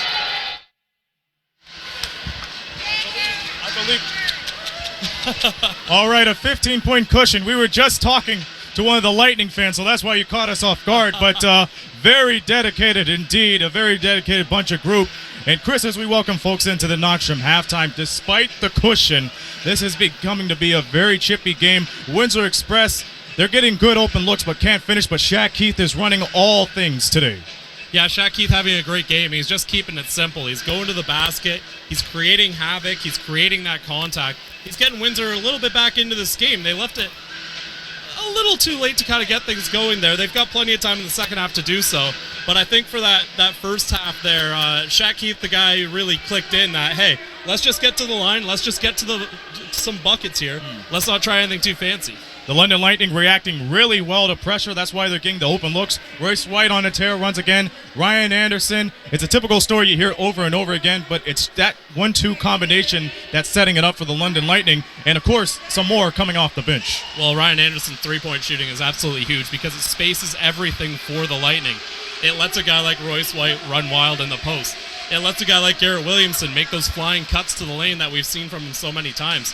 So when you get that three-point shot going, London is nearly unstoppable on offense, and I think that's what we saw here tonight as Ryan Anderson made those early threes, forced Windsor to defend the perimeter, and by doing so, that opens up things for everyone else. So a big part of this game, Ryan Anderson making those shots early. And we also see Marvin Phillips coming in, passing with flying colors, following every shot, even though if it isn't his. He makes sure he boxes out, get those second chance points, and that's what's really helping out the London Lightning real well. Yeah, Phillips has been an excellent energy guy. He's been fantastic in these playoffs for the London Lightning, coming into a game, making some shots, bringing hustle, and he brings an attitude when he comes on the court. He gets that team playing a certain style. He gets them playing with a little bit more swagger in their step, and I think he brings a lot to this team, not just on the stat sheet, but also when he's on the court. He brings a lot to the team. And in connection for the Windsor Express, Logan Stutz leading scoring double digits. Yeah, Logan Stutz, a very effective first half for him, and he's got to do a lot of work on the inside by himself. DeAndre Thomas being ejected, Nick Evans suspended. Logan Stutz is really the only guy who can play against Royce White, and we saw that earlier in the game where they were trying to make sure Stutz was in every time White touched the court. A little bit of gamesmanship between the two coaches. And Logan Stutz, again, one of the toughest jobs in the league tonight. He's done a good job. And this isn't no bread and breakfast, folks. This is a chess match going on right here as the lead stays at 15 for the London Lightning. Halifax Hurricanes, they're looking to tie up the series of 2 games apiece. So far, they're doing it well, almost leading by 20 with less than 4 minutes to go in the fourth quarter. Halifax, for sure, they need it so they could go back to Scotiabank Center and retain home court advantage. Well, it becomes a 3-game series now. It's best of 3. So for the Halifax Hurricanes, it's the great equalizer. It kind of slows down Island Storm. Maybe they were thinking, we got this. And I think a win like that kind of makes them go, do we? So I think it's an important one for the Halifax Hurricanes just to send a message that they're not going away. They're getting quite a challenge, the Island Storm, after fighting a good one against the St. John Riptide. Now they got their work cut out for them because now they got to go for one punch to another against the Halifax Hurricanes. What interests me the most about this series is, of course, the guarding matchup, because you see Jahi Carson lighting it up, and then on the other hand, you have many others. C.J. Washington lighting it up, but Jahi Carson could probably be the deal breaker for the Island Storm if they want to go places. Yeah, both teams' lineups heavily built on depth, and it's what London Lightning also were built on. It seems to be the formula for success in the playoffs. I think the Island Storm, they've got the depth they can match the Hurricanes with, but when you have so many good players on 2 teams, it kind of depends on whose night it is, more so than anything else you do. If you got one guy who's just really clicking, really shooting the ball well, that gives your team such a huge advantage. And, tonight, there's the Halifax Hurricanes that got that advantage. And there it is. The London Lightning are about 24 minutes away from a sweep. How do they maintain this lead and make sure they punch in their tickets to the finals? Keep doing everything they've been doing. They've had a very balanced offense, whether they're getting looks outside or they're going inside to Royce White. It's been balanced. And it's been that balance and that consistency that has let London get the lead that they have now. For Windsor, they've done a great job coming back. They haven't let that rubber band snap. They keep bringing themselves back into it, but it's going to be difficult for them to completely close that gap. However, this is very reminiscent of Game 1 between these two teams. Windsor went in at halftime down 10, went on a 26-7 run, found themselves up 10 within maybe the first 3 or 4 minutes of the second half. So don't count Windsor out yet. We've seen this kind of situation play out before. And who's going to be the general to lead the Windsor Express to victory if they pull off? It's quite an upset here tonight. Well, I think Maurice Jones has been phenomenal. He's made a lot of difference-making plays. And anytime you get those momentum swings, that's what pushes the rest of your team forward. I think Maurice Jones is the guy who can create those kind of plays for Windsor. And we'll see how this tale unfolds in the final 24 minutes. As either we go back to London for Game 5 or the Windsor Express season is over. But there's still a lot of ball to play, so you enjoy the second half. Brett and Chris on the call. I will see you folks after the buzzer. But for now, we step aside for a few messages, for you are watching the NBL Canada's Central Division Finals on Knockstrom.tv.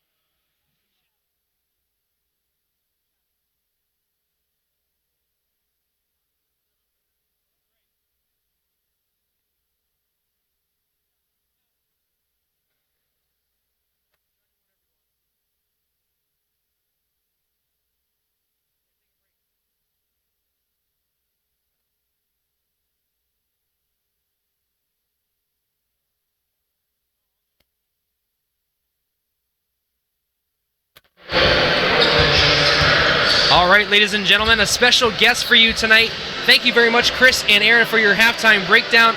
Now, of course, the biggest celebrity in the entire league right here is the odd man, the Audley Stevenson from NBL Canada Live. Audley, welcome to the Atlas Tube Center in Lakeshore, and welcome to Game 4 of the NBL Canada Central Division Finals. This is why I never turned down the opportunity to come to Windsor. I get treated with royalty. They roll out the red carpet for me. Come on, man. They give me water. They give me everything here. I love it. You guys are great as always. Thank you. 2 times. Thank you. Well, one thing that has been great has been the play of the London Lightning throughout the playoffs. Undefeated throughout the playoffs so far. That's a 6-game win streak. Not to mention the 14-game win streak they had the regular season. This is just a team playing at a very high clip right now, and the Windsor Express are obviously the trailing 15, obviously. That they are, and I think, when you look at the London Lightning and the run that they've had, this is a carryover of what we've seen all season long. They're not doing anything new with respect to how they get at you. They've got a ton of weapons, a bevy of weapons to choose from, whether they want to go inside, outside. Every so often Ryan Anderson will hit you with a debilitating, breaking 3-point shot. Royce down low. They're just a complete team. Absolutely, and of course, the London Lightning are a deep team. The Windsor Express deep as well, but without some key players due to injury, suspension, what have you. It just seems like that may be the factor heading into the latter part of this series. Well, you're looking at how thin they are now dealing with Royce White down low. You didn't have Nick Evans because of suspension. DeAndre Thomas, unfortunately, gets kicked out. And now, this is an opportunity, quite frankly, for Royce to have a field day down low. Absolutely. He had 24 points and I believe 14 rebounds in Game 3. Right now, have you seen a team in NBL Canada history play as well as the London Lightning? No, I can't. I mean, if you do, you probably have to go back to the early years of the early Lightning squads. And you got to remember, in the first couple of years, they were veteran teams that had played overseas, or played in other leagues rather, came here, almost add water, and you got yourself a team. They got a championship the first 2 seasons. The rest of the league kind of caught up with them, so to speak. But now when you talk about growing from the ground up, you only got 3 or 4 pieces from last season coming over this year, and it's just incredible to watch. The work of Kyle Julius and the coaching staff is phenomenal. The veteran players like Ryan Anderson, Garrett Williamson, kind of come in and setting the tone, so to speak. And then, I think about leading up into the start of the season, they continue adding pieces, and you're like, wow. And remember, Royce White came to training camp was before he showed up, and he already had a pretty good team at that point. Absolutely. Now, of course, the London Lightning's had a deep squad all year long, had a great start, great finish, obviously 35-5. The Windsor Express were a different story. Yeah. They started 3-10, a lot of new faces on the roster throughout the regular season. Yeah. I believe just getting to this point speaks about the quality of the program that they run and the franchise itself. I said for quite some time, I'm very impressed with the fact that the Windsor Express weren't afraid to pull the plug and press reset and figure out that what we started wasn't really working, it wasn't giving us the results that we wanted, and we got to look and do something differently. And Darren Duncan not being with the roster at the beginning of the season, you're a quality point guard. When he's not there to give you what you need, and you got to rely on your rookie Maurice Jones, who had a phenomenal year. You got to give him a lot of credit. And the fact that they're here doing what they've done, battling the way they have. Look, first 2 games of the series, it could have gone either way, guys. Absolutely. It really could have. So, we're looking at the record being 3-0, but it could have easily been 1-2, 2-1. It could have been anything at this point. Absolutely. Throw away the last game, of course. But yeah. Of course. Anything like that? Now if you're looking at the Windsor players, of course they added Logan Stutz, Juan Patello, Darren Duncan off of injury. Which one do you think played the biggest role in Windsor setting themselves up for the Division Championship Series? I was impressed with Juan Patello. He came in and fulfilled a role and really. And I remember it was watching an interview and I think it was KW, a Postgame interview. And someone asked him what the start of the Windsor Express. He goes, "Listen, man, I wasn't here when that happened. I'm here now." Yeah. Right? And that really speaks to kind of his mentality. And I love what he's been able to add. The shooting ability. He's got that rainbow jumper. Yep. You're like, whoa! Tickles the rafters every time. Goodness, I love it. But he's gonna have to play big. He's checking Royce White the entire second half, and he's got to produce. You've got a lot of players. You talk about a 15-point deficit. The problem is, really, Windsor was just missing shots. Yep. Windsor was, you felt they were like a Tony Bennett 3-pointer away from really, getting this crowd erupted. Yep. I think if you come out and really clean up that piece of it, I'm happy with their entire game if I'm the coaching staff. But you got to hit shots, guys. And that's kind of the problem, actually. In fact, last game, Game 3, again, Windsor seemed to do everything right, and then they just weren't able to execute on those open shots. So we're going to come into the second half. We're going to see if Windsor finally able to make good on some of those looks. So you guys let me hang with you guys, or is that what it is? Absolutely. Yeah. I love the Oh, my three-man goodness. booth for Oh, the my third goodness. quarter here on Knockstrom.tv. Woo-wee. A treat for all of our fans. Of course, Knockstrom.tv, the family of the London Lightning and the Windsor Express. Always glad to have the family together here. I gotta say, man, having you guys up in the booth is like the world's colliding, right? Like Windsor and London coming together. I love it. I just try and not let my bias show through. I got you. I'm just teasing. Now, of course, there's some really exciting things coming up in the NBL Canada for next year, not just this year. Obviously, we're looking forward to seeing the finals. Actually, before I get that, how about your thoughts about the Atlantic Division finals right now? Hey, you know what? I've said that's going to go all the way. Yep. The Island Storm, they're supposed to be the underdogs, and they absolutely are not. I think they're down. My last check on the score, there was a 10 Down around 20, yeah. So Halifax got the split. The Storm got the split in Halifax. Halifax has done the same. Guys, that series going the distance. I'm particularly impressed with Halifax having lost key pieces like Taquan Zimmerman and Mike Poole. Like, that's great. Absolutely. That's back to third quarter action here on Knockstrom.tv.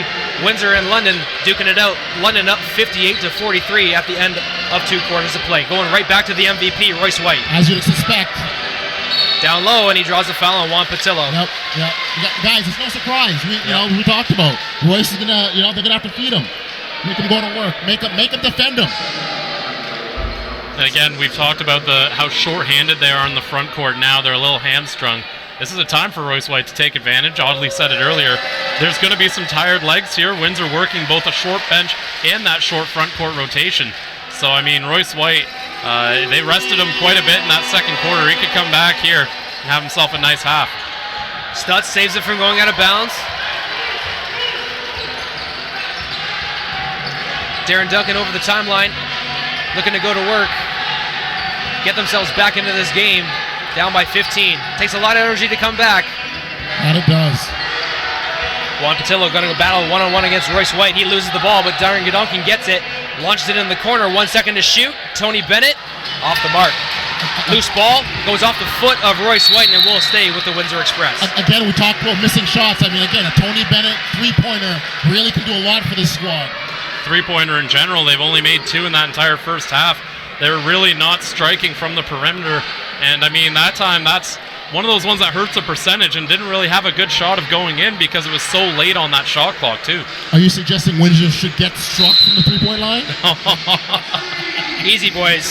Easy, boys. It's not hashtag land. Darren Duncan surveying the options, going to go down low against one-on-one with Royce White. Juan Patillo spins to the middle, takes contact, gets it to creep over the rim, and one. And this is what Windsor has to do. They're going to have to attack and not got to put your head down and go. They got to. And during the halftime show, I mentioned with there in the 26-7 run that Windsor went on at the start of the second half in Game 1 that led to them coming back from being down 10 to up 10. Juan Patillo, the guy who was really the spark for that kind of a run. And we'll see if he can do it here. He can get you points easy, and he gets 3 right there. It's a 13-point deficit for the Express. Now it's time to D up if you're Coach Bill Jones. It's one possession at a time, guys. One possession at a time. Royce gonna battle one. Surveys, kicks it out to Doug. Doug gives it over to Kyle Johnson. Waiting for a high screen from Royce White. Johnson on the run, leaves it, picks up his dribble, launches. Can't get the shot to fall. Quick pass up the floor for Logan Stutz to Juan Patillo, and he's got 2 more. That's 5 straight points thanks to Juan. Logan Stutz showing off the arm there with the assist. And Juan Patillo going to be called for a foul, brushing off the screen set by Garrett Williamson. You see, you saw a lot of chattering and bickering in that first half every time the whistle was blown, and it's a situation where I bang you, you bang me back when I get the whistle, and that's what the players and coaches are really frustrated with. Herring Jr. for Garrett Williamson.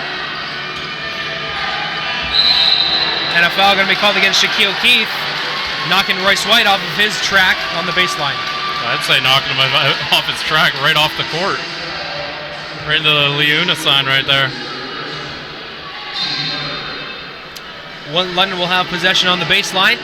Anderson will be the trigger man.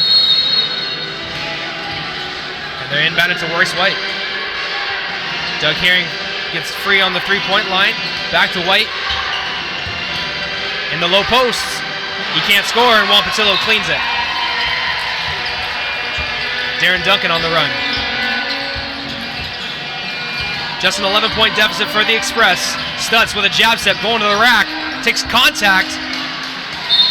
All ball, beautiful play there from Garrett Williamson. Garrett Williamson's been a crafty defender all series long. This is MO, guys. That's what he does. You know, you mentioned it in the first half. He has those active hands that may not necessarily generate steals, but they really disrupt an offensive possession. Anderson goes to his left, kicks it, passes behind Royce White. Royce is going to chase it down, save the bucket, but it will be a backcourt violation. Almost decked someone walking behind the media table there, and almost got the DJ setup there. Pardon me. That's I'm safer up here, man. Yeah. That's why I don't mind being up top. Y'all asked me to go down low and call the game courtside. You think y'all crazy? I ain't putting myself in there. Shaq Keith on the run, defended by Royce White. There's the challenge, and Shaq Keith off glass. Oh, can't get it to fall. Royce heading up the transition the other way, and Darren has to commit the foul. London had numbers on that play. Yeah, and that's an all right foul there because you force London to reset their offense. Rather than necessarily giving a maybe easy bucket, there's no way to tell, but Duncan, knowing he was mismatched against White there, makes a smart play, veteran play. I'm really 50-50 on that, considering the short bench and the fouls. You know, they're gonna come back and bite you in the fourth. I believe Duncan's only at 1 though. That'll only put him at 2. Fouls did hurt the Express in Game 3. They did. You got 3 bodies on the bench, man.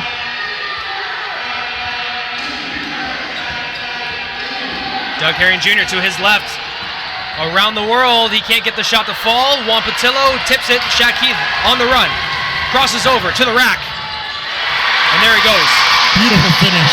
You know, Shaq's ability to rebound and go on the fast break is invaluable to the Express right now. Well, he's really that 3-4 hybrid, and he's especially important with the shorthandedness of the front court in Windsor. Doug Herring drives baseline, kicks it to Kyle Johnson. Too strong on the rebound. Windsor collects.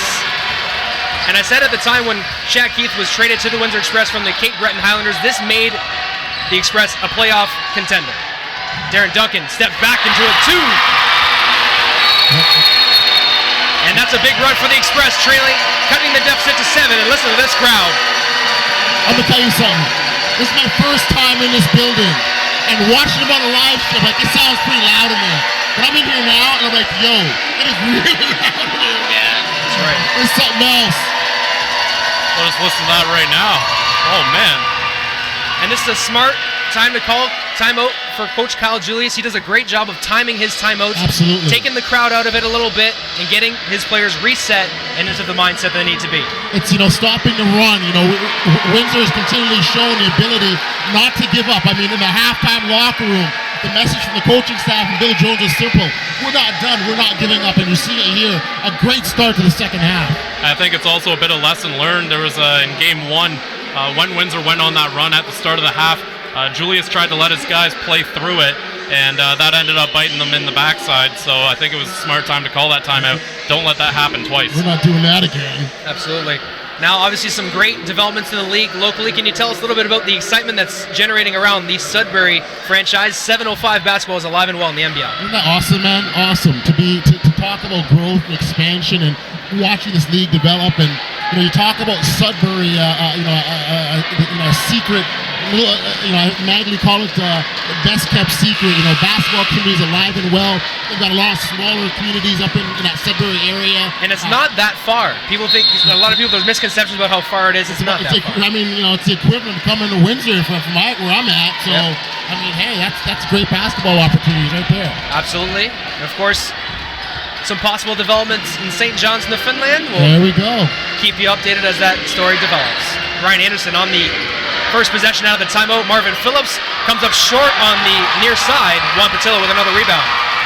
Another great stop. Challenge. Nothing easy inside. Darren Duncan Going inside to Logan. That ball is out of his reach, and it will be stolen by Phillips. Just a little out of the reach of Logan Stutz in the high post. Everyone knew where the ball was going, so I mean, that was kind of a tough pass. Doug Herring Jr. takes the screen, switched off Logan Stutz. They've got something inside there. There we go. Garrett Williamson to a cutting Kyle Johnson. Marvin Phillips cleans up the glass and it's good to go. Yeah, they created a bunch of mismatches in the paint there, and Garrett Williamson allowed to run free. The guard didn't want to be stuck with him, and then the big wasn't sure if he should take him or watch the corner three. And that stalls the mini run by the Express. They trail by 9. Shaq Keith on the run. Nothing doing. Quick pass up the floor. It's Kyle Johnson. And he scores 2. That quick fire offense from London. Quick in transition, and they convert. Clearly those adjustments from that timeout really working in London's favor there. And again, this is a big difference from what happened in game 1. That shows learning from a coach. Excellent job by Kyle Julius. 4-0 run by London after that timeout. Duncan at the three-point line, and a foul is going to be called down low against Ryan Anderson. Fighting for position down low. I mean, look, Ryan is giving up size, so he's got to make his mark somehow. 6:55 to go here in the third quarter. And it will be Express ball on the baseline. Darren Duncan on the trigger.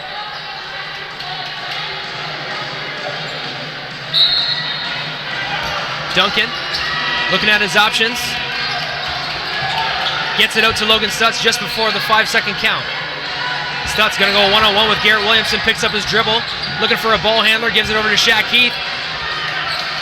And it's going to go off Shaq Keith and be London ball. Disjointed possession from Windsor at a time they can ill afford it. London with a chance to extend this lead already at 11. If you keep that in double digits, you're pretty sweet to go for the rest of the game. 3-0 lead in this series, best of 7. Looking for the sweep tonight. Windsor looking to stay alive. Johnson for 3. Absolutely sweet shot there from one of the best three-point shooters, Kyle Johnson. When he gets that shot going, it's just such a beautiful jump shot. 7-0 run from the Lightning now out of that timeout. Down low, Juan Patillo battling Ryan Anderson, and he gets it to crawl over the rim. Boy, did he ever. Crawl is the right word on that one. He just hangs in the air whenever he launches himself. Can do some incredible things with that athleticism. Doug Herring Jr. at the three-point line. Johnson looking to get free.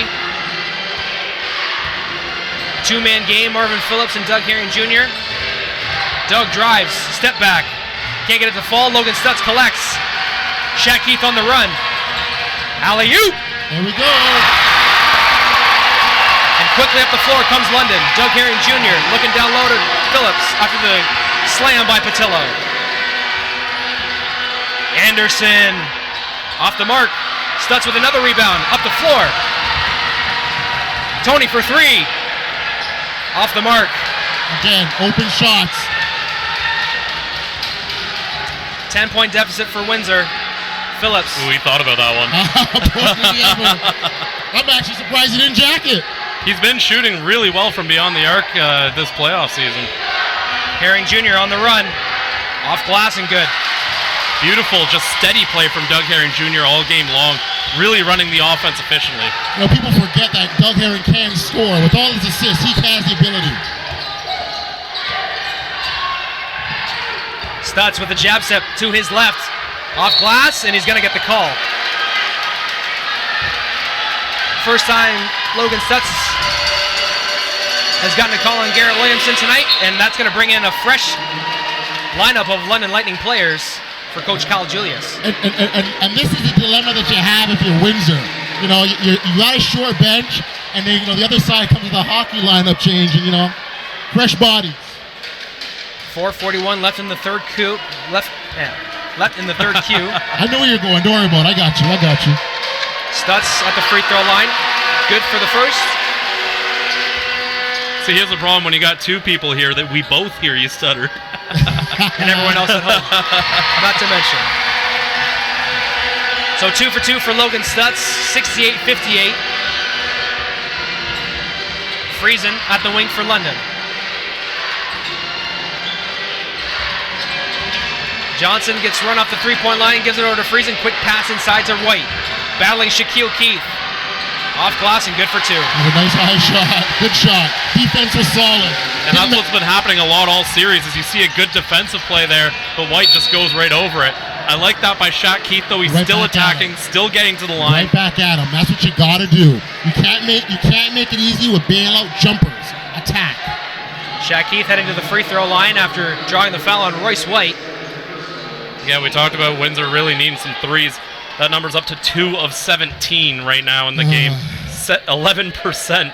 That's just not going to cut it, and they're going to need to make a couple, at least just to keep the defense honest. Even if you don't make them, if you at least make them think that you might be going for the three, that can still space out the floor a little bit and generate a little bit inside for them. You know what's remarkable about this? We're talking about 2 for 17, and they're only down by 12 with a chance to cut that to 10. Yep. Well, that only takes 4 makes. I mean, you still aren't very proud of 6 of 17, Right, but that's the in the difference. game, yeah. Shaq Keith makes the first, and this is the three-point shooting is where the absence of Warren Ward for Windsor is really evident. Absolutely. Saw him before the game. He said he's ready if there's a game 5 or game 6. He's not sure yet. They could use him now, definitely. Absolutely. Junior Cadogan on the handle. Windsor trailing by 10. London looking to widen the gap. Royce White down low, loses it.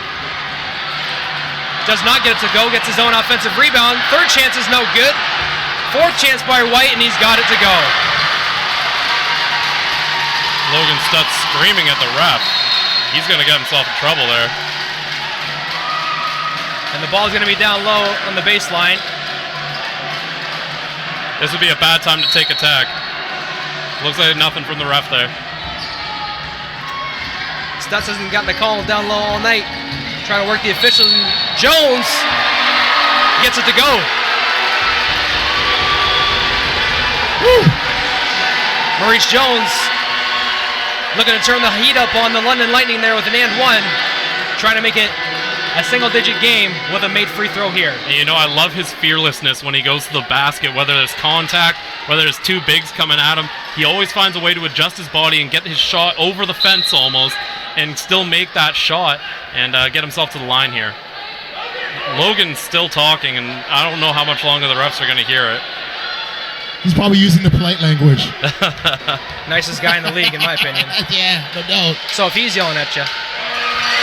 Marvin Phillips quickly up the floor after Maurice Jones makes it a 9-point game. And there's a turnover.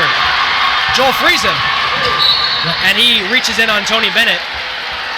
With 3:33 to go here in the third quarter, you can tell there's no fight in this one. There's no lack of fight. They are not, guys, I'm telling you, they are not going to give up. You think of what's at the line. Their season is on the line. They didn't come this far just to come this far as they're concerned. Inbound on the near sideline, Maurice Jones will take it over. Just connected on that and one. Gets a screen from Logan Stutz. Mismatch. Jones one-on-one against Marvin Phillips, and he can't get it to go. Junior Cadogan being harassed. Wow. Royce White over the timeline. Kyle Johnson to attack. That's off the mark, and Marvin Phillips will get another O board. And an offensive foul. Dipped the shoulder, and Duncan took his second charge of the game. Great job by Darren Duncan. Those are the kind of plays they need to get themselves back into this. As we mentioned, they're not making threes, so they kind of have to rely on those changes of possession. Let's go back to the guys. A 9-point game. They're 2 of 17 from 3. They shouldn't be here, but they are. But they are. Jones surveying the land. The rookie of the year after setting a record with 320 assists during the regular season. Shaq Keith thought about the 3. Off the mark. And one. No, we're going to call offensive foul.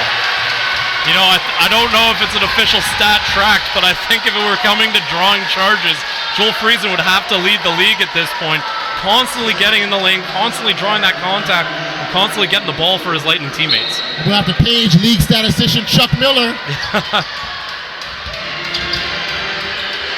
2 points get wiped off the board for the Express, and here come the Lightning. 72-63 they lead. Royce White, the league MVP, going to work down low, and he draws a foul.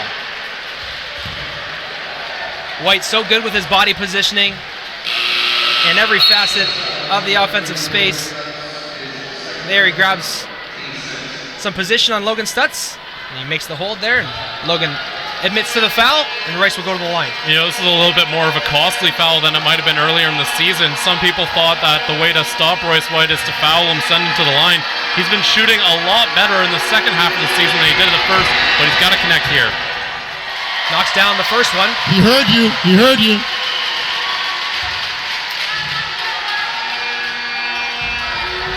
Royce connects. 2 for 2. Let's give a shout out to the Halifax Hurricanes for evening up the series with the Island Storm 2-2. Guys, it's 1-7. Hey, I'll see you guys on Thursday. I'm going to call it right now. That's Thursday, Game 7 in Halifax. Jaron Duncan. Step back. Stutz for 3. Can this be the one? And it is. It is. 3 for 18, guys. And we're only down 8 points. It's better late to the party than never showing up at all. I know all about that, believe me. 8-point deficit for Windsor. Joel Friesen in the front court. Dished it off down low to Royce White. And Logan Stutz is going to get called for a foul.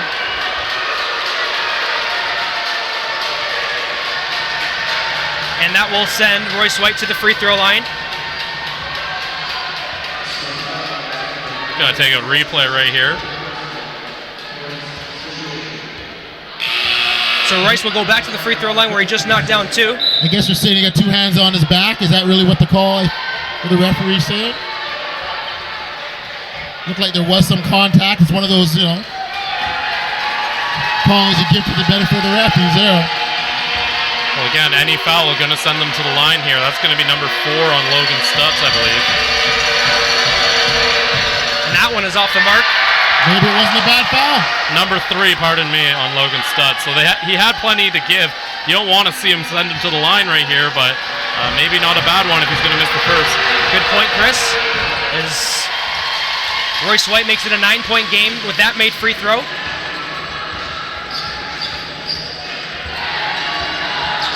Maurice Jones going back to work.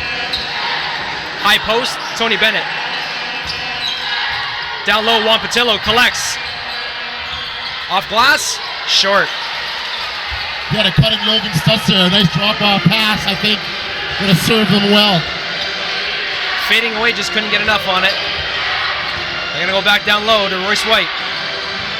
Got 2 back-to-back fouls calls on Logan Stutz. He loses it there. Quick ball up the floor. It's Juan Patillo around the defender for the one-handed slam. There you go. That's a momentum changer, too. London has to have some sort of answer before the end of the quarter here. 1:13 to go here in the third. London's up by 7, 75-68. Royce White at the 3-point line. Gives it down low to Doug Herring Jr. He draws the double. Cadogan for 3. It's a good line, but it's off. Offensive rebound goes out to London.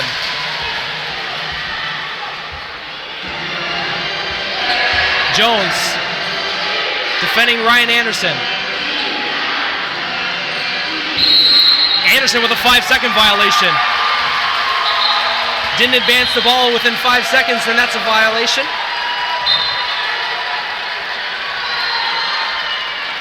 And this is an opportunity for the Windsor Express now with 41 seconds to go in the third to trim this deficit even further. Being down 18 at half, now it's just 7 points. Just spitballing here, but this would be a really good time for Tony Bennett to make a 3, don't you think? Couldn't agree with you more. Maurice Jones on the bounce off glass. Oh, we'll take that. That'll work too. 5-point game, 30 seconds to go in the third. Are you sure you gotta go down low for the fourth cue, Oddly? Guys, how can I not, man? All right. You enjoy the action heating up. Thank you for joining us. Doug Herring Jr. waiting for a screen. Kicks it all the way out to Marvin Phillips. Jab step. He's got it. No! Juan Patillo. He's got the rebound. 6 seconds to go. Bennett. Oh, and that is the end of the third. I could barely hear the buzzer going. Was there a buzzer? I don't know if I heard it. Wow. And listen to this crowd. Take that in, folks. Take that in. Gives me chills. This is a 5-point game. The Windsor Express's season is on the line. They came out in the third quarter and did exactly what they had to do, with the exception of hitting a couple more 3-pointers. Yeah. Well, It's been a fantastic third quarter. The Windsor Express got themselves 13 points up on the deficit they had at halftime, and it has been a fantastic treat for all of you fans here on Knockstrom.tv. We're going to take a short break. When we return, the fourth quarter action only on Knockstrom.tv. Thank you, Audley. We'll see you soon.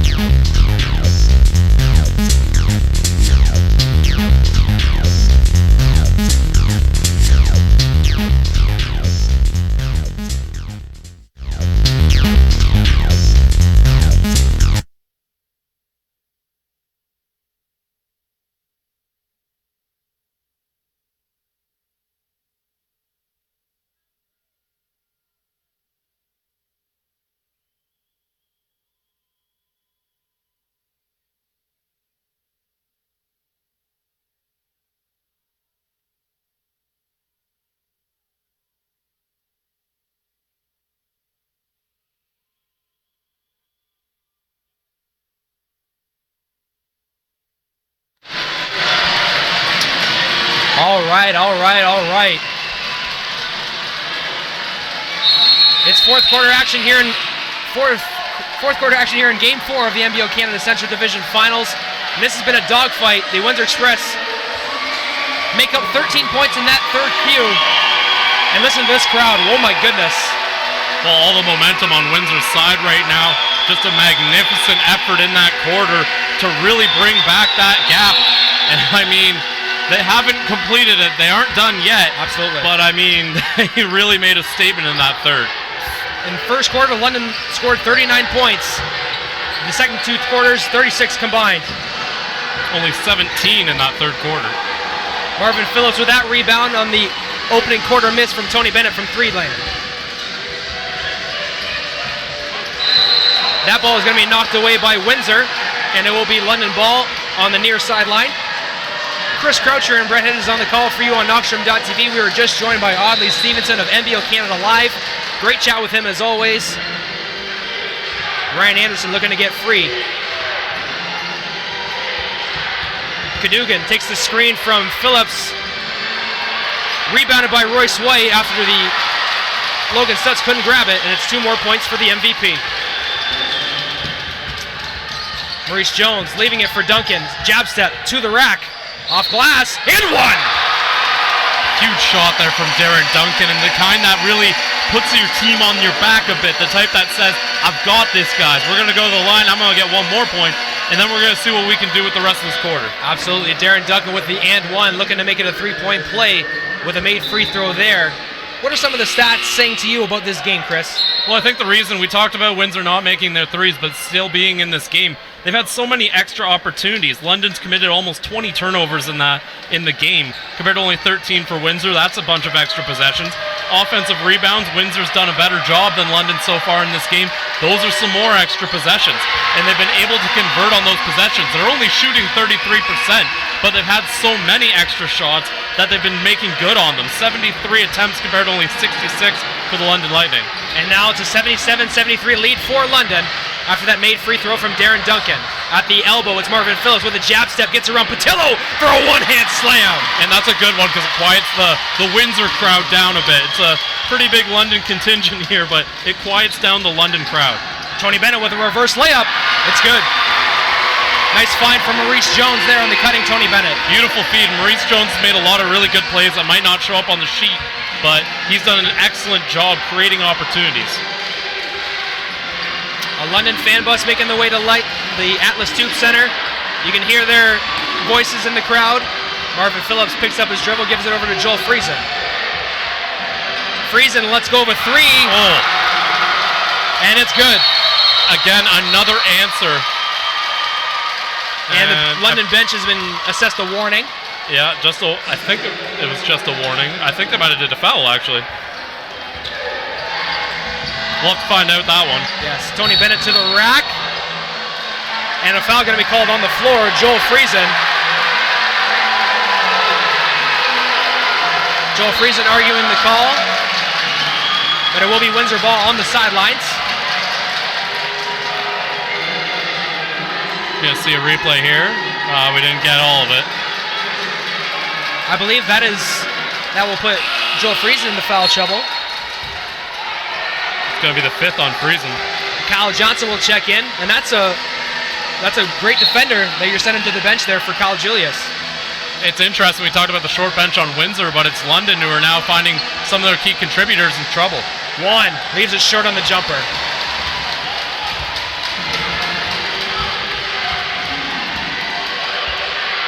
Derek Herring Jr.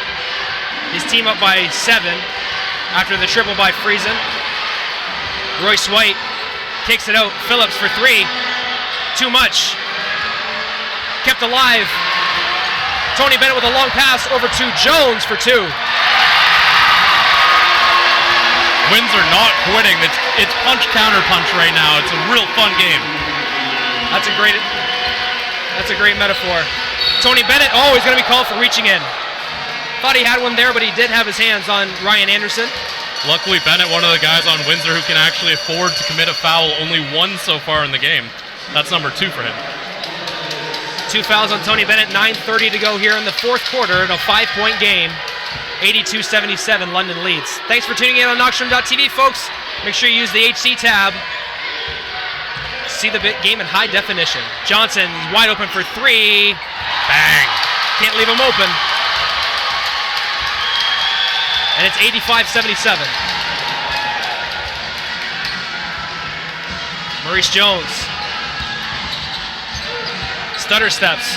Crosses over to the rack. Takes contact and will get Kyle Johnson for the foul. Maurice Jones, such a crafty offensive player. Gets a step on Kyle Johnson, that's all he needs. Draws the foul. He just has so much shimmy when he handles the ball. It's really hard to keep track of him if you're a defender. And that time he shimmies his way to the rim, draws some contact, and heads to the line. Jones misses the first.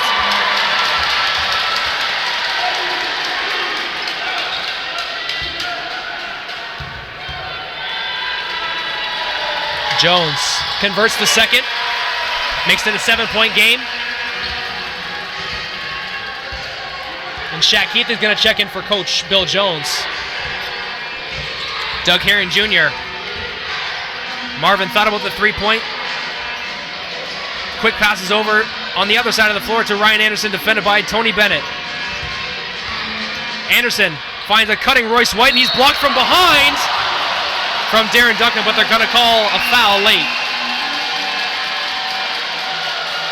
I'd say it was a little late there. I was ready to say Darren Duncan with all ball, but the refs saw differently there. Shaq Keith will check in for Logan Stutz. Marvin Phillips will check out. Garrett Williamson will check in. And Royce White will head to the free throw line for a pair. Again, the short bench, Coach Jones is doing an excellent job managing minutes and managing the foul situation. Again, no one really in too much trouble for the Windsor Express. Closest he got is Shaq Keith at 4. Royce White makes the first. Extends the lead to 8, looking to make it 9 with this shot. And he does just that. Windsor was able to get it within 5. Now that lead is back up to 9 for London. Juan Patillo for 2 on a sweet find from Maurice Jones. A little bit of a slip screen action there, and Juan Patillo catches in on the Maurice Jones assist.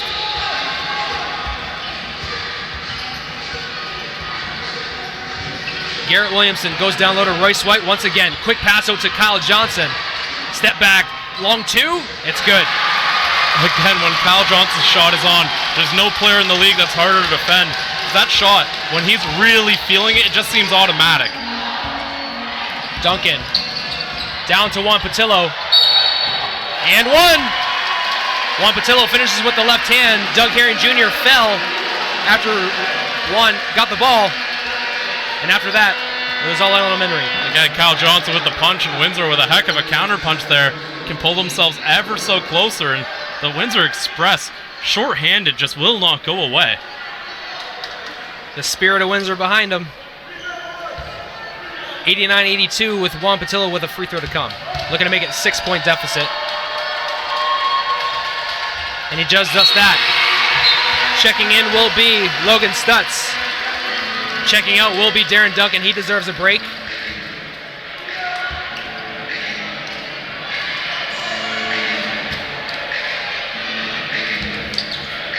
Six-point deficit. A lot of time to play here in the fourth quarter. Just under 8 minutes to go.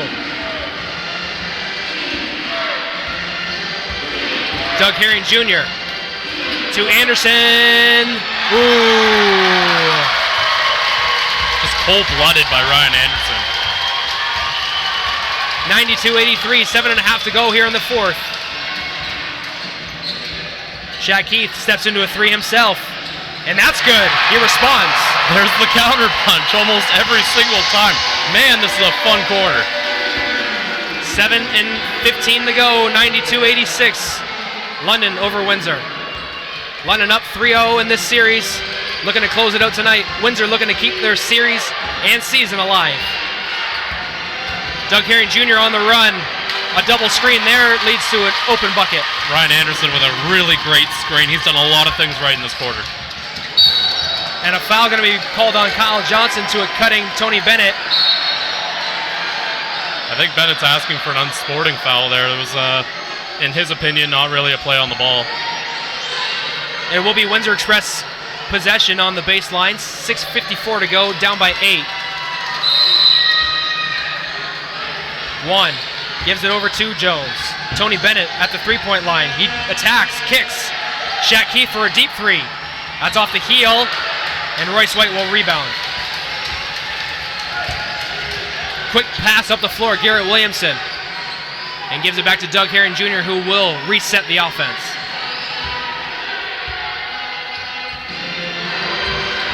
Patillo gets around the screen. Defends Doug Herring Jr. Puts up a shot. Off the mark, Logan Stutz will collect.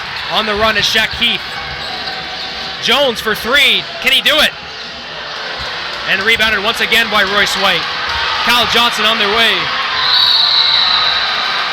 And that will be a foul, but Kyle Johnson was unable to convert the bucket.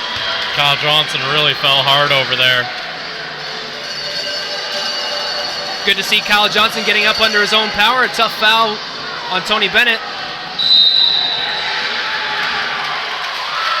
And they're going to call it an unsporting foul against Tony Bennett. Yeah, and I think that's the right call. It looked like maybe just a bit of aggression on Bennett's part. And remember, Johnson's the one who fouled him down on the other end, and Bennett was asking for the unsporting. So it's going to be an unsporting one there on Bennett. Joel Friesen will check into the contest for Ryan Anderson. So this will give London possession as well as the two free throws. And they will look to make it a 10-point game once again. And he puts it off the front rim, so it will stay at 9, but London will have possession. That's a momentum swing kind of play there. Absolutely. I mean, they got the one free throw, now they have a chance to add 2 more, possibly 3 more points. Herring Jr. He's looking inside for Royce White. He gets it. To Kyle Johnson on the picket fence, and he can't knock down the shot. Shaq Keith will draw a foul on Joel Friesen, and that will be his 6th. Yeah, that's going to be the end of the night there for Joel Friesen. It was just a wrong place at the wrong time kind of play for Joel Friesen. And he will exit the game after making some big impact plays, including a big 3 during the third quarter, which quelled a Windsor Express run. Yeah, and I'm not in love with that foul there, but the ref saw something. It's going to be a timeout there. Yep, it is going to be a timeout with 5:51 left in the fourth quarter on Knockstrom.tv when we return the rest of the fourth Q between Windsor and London.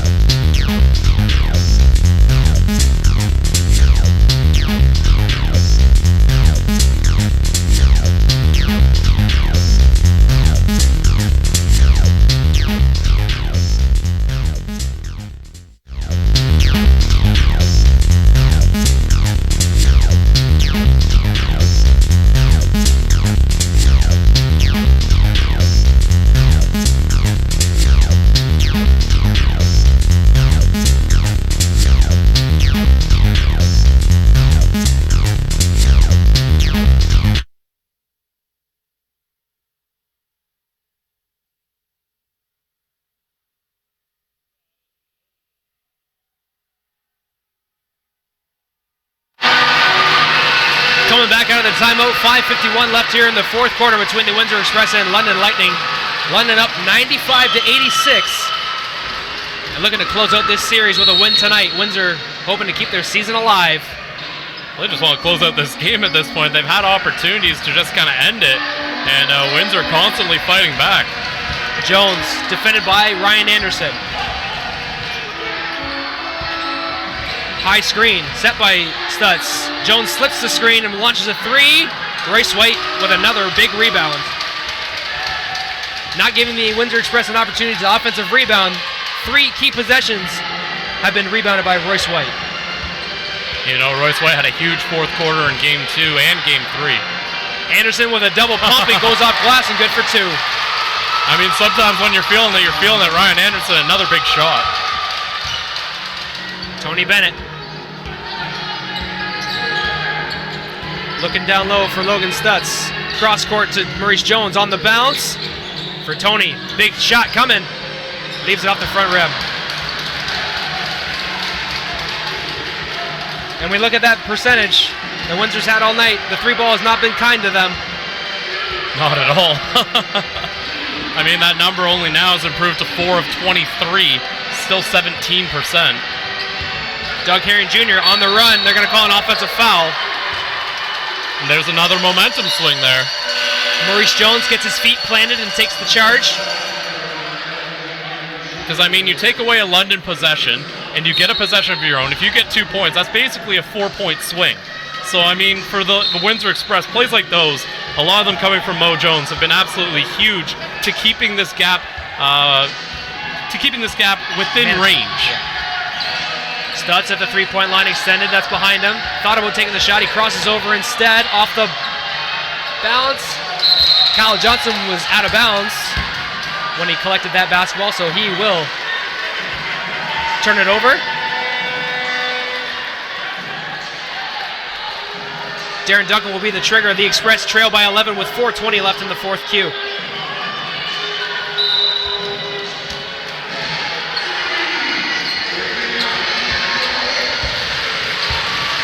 Darren Duncan. Down low to Logan Stutz. Going to work. And he gets a 2 to go. Excellent play there from Stutz, who's been by far the most effective Express player tonight. Gets the Express within single digits. Monster game, too. 20 points, 15 rebounds. Garrett Williamson on the bounce. Spins. Loses it. And here they go. Bennett for 3. Off the heel. Doug Herring Jr. collects that basketball and will go the other way for London. Maurice Jones will check in shortly for the Windsor Express. Doug Herring on the bounce. Can't get the shot to fall, but he does get the foul. Herring landed hard on his back there. And you saw him roll over to his front immediately.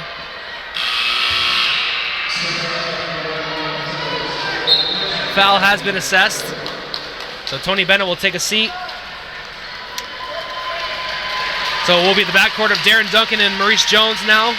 Going to work for the Windsor Express. 3:23 left in the fourth quarter. Doug Herring Jr. onto the free throw line. You know, the Duncan-Jones backcourt has really been the most effective one for the Windsor Express in this series. I think that combination of 2 speedy guys who were able to create their own shot created a bit of difficulty for the London Lightning in this series. Absolutely. It's kind of like pick your poison when you're at the helm for the Windsor Express. Jones or Duncan.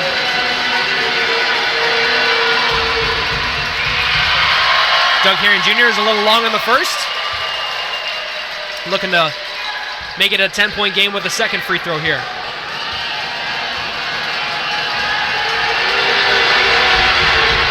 And he does.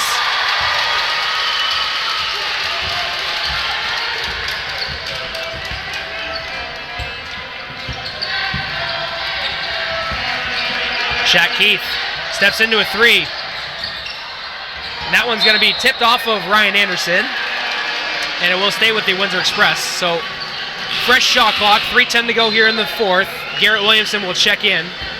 Doug Herring Jr. holding his low back. will get some attention from the trainers as soon as he gets to the bench.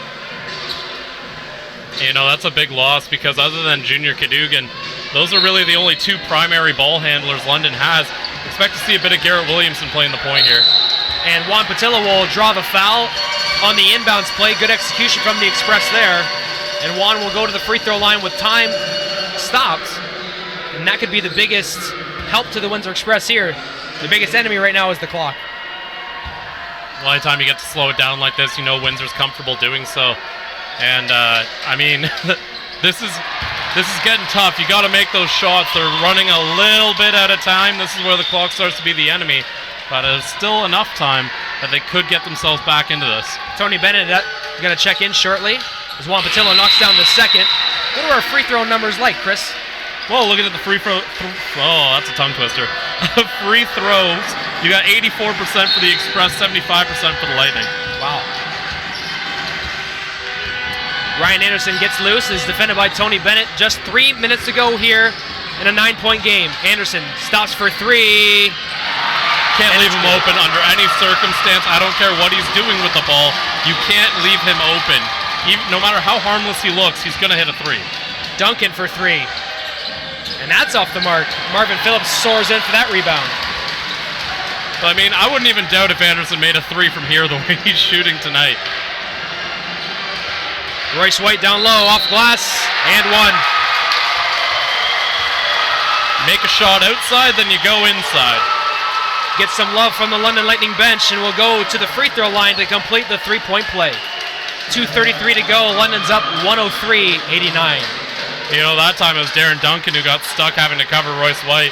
London identified that mismatch quickly, was able to take advantage. White, who's had himself a monster game, adds one more point to his stat line with that free throw. Jones kicks it out to Tony Bennett. And that's off the mark. That's going to be 1 of 13 shooting beyond the arc for Tony Bennett. Ryan Anderson crosses the timeline. 2:15 to go. Down by 15. The Express looking to make something happen on the defensive side of the floor. Turnover. Juan Patillo with a windmill slam. But the question is it too little too late? Yeah, I don't know if you go for the big flashy windmill when you're down 13 still with 1:50. And Juan Patillo will commit the foul on Royce White. It's going to be Patillo's 5th foul of the game, so he's in the foul watch. Picking up the foul there is Juan, and it will be London ball on the near sideline. 1:52 to go in this game. Yeah, we talked about the shorthanded front court. Those guys have had to play a lot of minutes, but they've been productive. Patillo, 26 points, 9 rebounds, and then 20 points, 16 rebounds from Stutz. Bennett will commit the foul on the inbound. Windsor looking for some time and space. Surprised they're going free throws already. I know they've got a substantial gap to make up, but this might be again, you don't usually see it, but this might be a clever move here. London, again, only shooting 75%, so if they make 3 of 4 the rest of the way, that's not a bad thing for the Windsor Express. Ryan Anderson knocks down the first.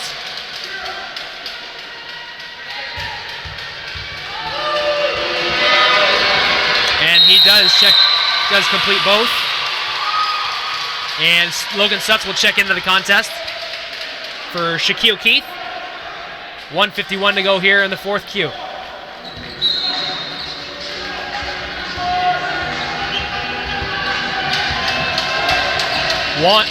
Cannot connect on the pass. Had it and lost it. A little bit behind them maybe.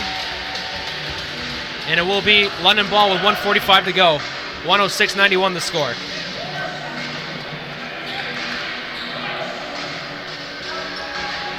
You know, if London could kill some clock and end up with a bucket here, that might be all she wrote there.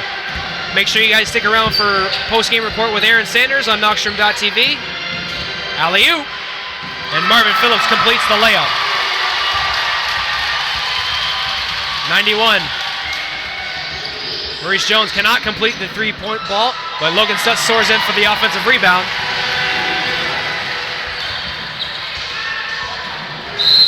And Juan Patillo will pick up the foul with 1:24 to go. Royce White going to head back to the free throw line. That's going to be 6 on Patillo there. I'm pretty sure. We're going to wait for... They're going to say 6. Thanks to the official, Jeff Athles. And Juan Patillo has been a fun player to watch this year for the Windsor Express. In 27 games in the regular season, averaged over nearly 20 points and over 10 rebounds a game. A special player who did some special things in the NBLC this year. Bill Jones not in a rush to get a substitute in there. He gets 20 seconds to make a substitute after a sixth foul. I think he was purposely using as much time as he could there, trying to give his guys a bit more of a breather. Yep. 1:24 to go here in the fourth quarter. Shaq Keith will check in.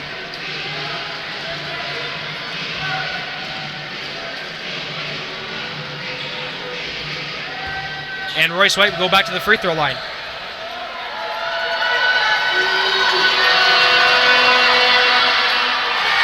And he completes.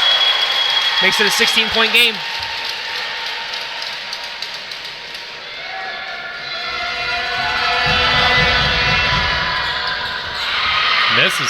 Misses the second. 1:22 to go here in the fourth. Gotta get it quick. Shaq, one on the ground. And one. Shaq Keith draws the foul on Royce White with 1:13 to go. It's gonna be the 5th foul on Royce there.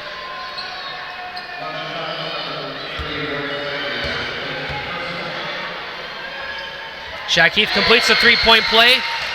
Makes it 109-96. Kyle Johnson playing keep away. Thought he might have traveled there. Royce White will pull it out. 14 to go on the shot clock. He loses it. He gets it back. Down low. Off the glass and good. And that's going to draw a timeout call by head coach Bill Jones. 57.5 seconds to go. His team down 15. Let's take a short break. When we return, the end of the fourth Q on Knockstrom.tv.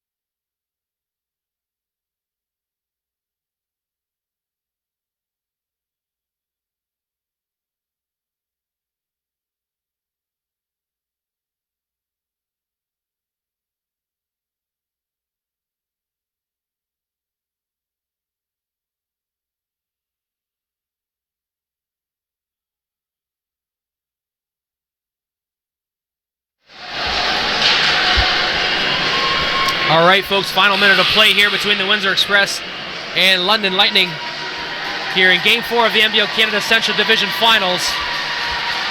Nice warm contingent of London fans here making the trip down to Lakeshore. Nice to see the support. And they're letting their team know that they are supporting them. Well, again, they had a fan bus come down, filled the bus. Full of London Lightning fans, and a large contingent took their own cars down here too. And Wally Ellison and Noel Moffat will check in at the next dead ball.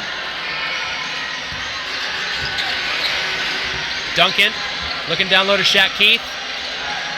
Rises off glass, gets it to fall. 111.98 with 48 to go. And Jones will take that ball and score. Can't lose focus. And Logan Stutz nearly deflects the inbound pass. Royce White will go over the timeline and take a foul from Tony Bennett. So Windsor gets it down to 11 with back-to-back buckets. And Royce White will go to the free throw line now with 39 seconds to go. Not a lot of time left, but that's 5 on Bennett there. Noah Moffat and Wally Ellison will check in for Darren Duncan and Tony Bennett. The 2 experienced guards on this team, 2 vets. Gonna take a seat. Let the rest of their players finish it out. As Royce White misses the first.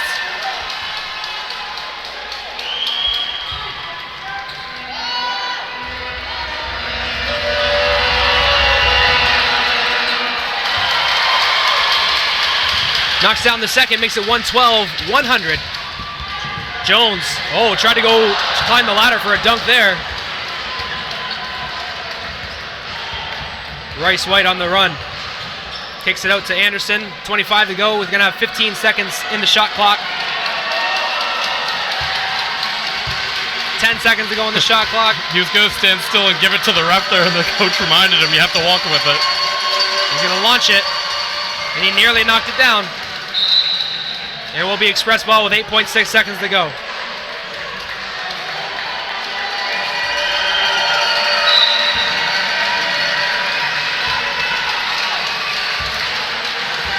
Well, you know what they say. All good things must come to an end. And this will mark the end of the Windsor Express 2016-2017 regular season and playoff run.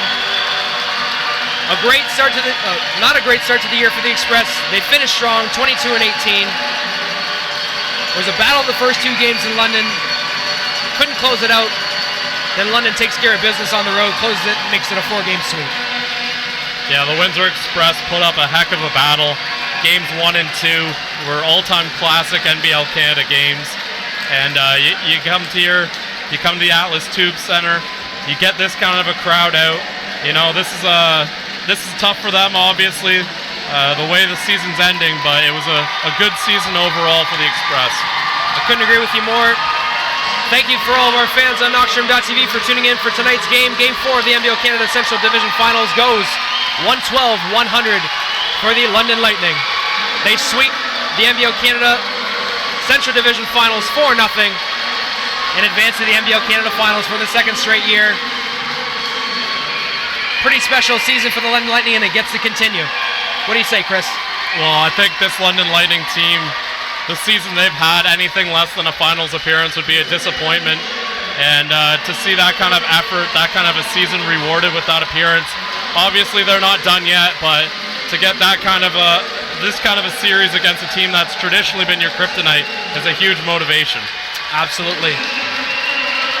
Thank you for all of our folks for tuning in from across Canada and around the World Wide Web. The Windsor Express will close out the regular season and playoffs in a 4-game sweep. Darren Duncan speaking to his teammates right now. I imagine they're going to give the crowd a nice wave here. They are. Make sure you stay tuned for Postgame Report with Aaron Sanders, giving us some of our final numbers rundown. Perhaps an interview, we'll see.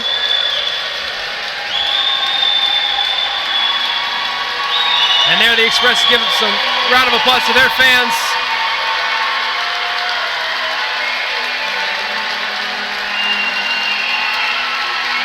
It's always tough to say goodbye, but for the Express it's not goodbye, it's see you soon. I'm looking forward to the 2017-2018 regular season with some new teams in the NBL Canada.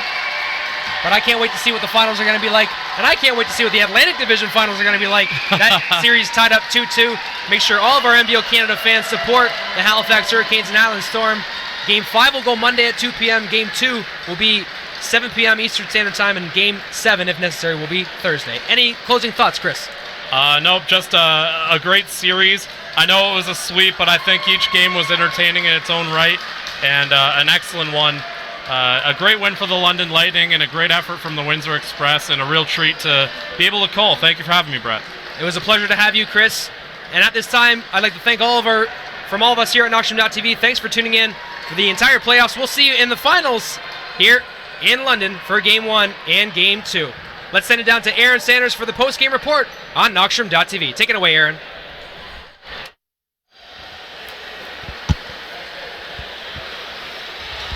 It took 4 games, even though it was a sweep, but the Windsor Express would not let their guard down, and what would be their final game of the season and as well as the series, 112-100. The London Lightning punched their ticket in for a second straight trip to the NBL Canada Finals. And here we are once again, courtside at the Atlas Tube Center. It was amazing what we have just seen in the final quarter. Windsor Express, they did not let up. You've seen Tony Bennett swooping in. You've seen a lot of players getting in there. But it was the London Lightning who seized and maintained their lead to make sure, once again, that they were the number 1 seed, and now they're off to the finals.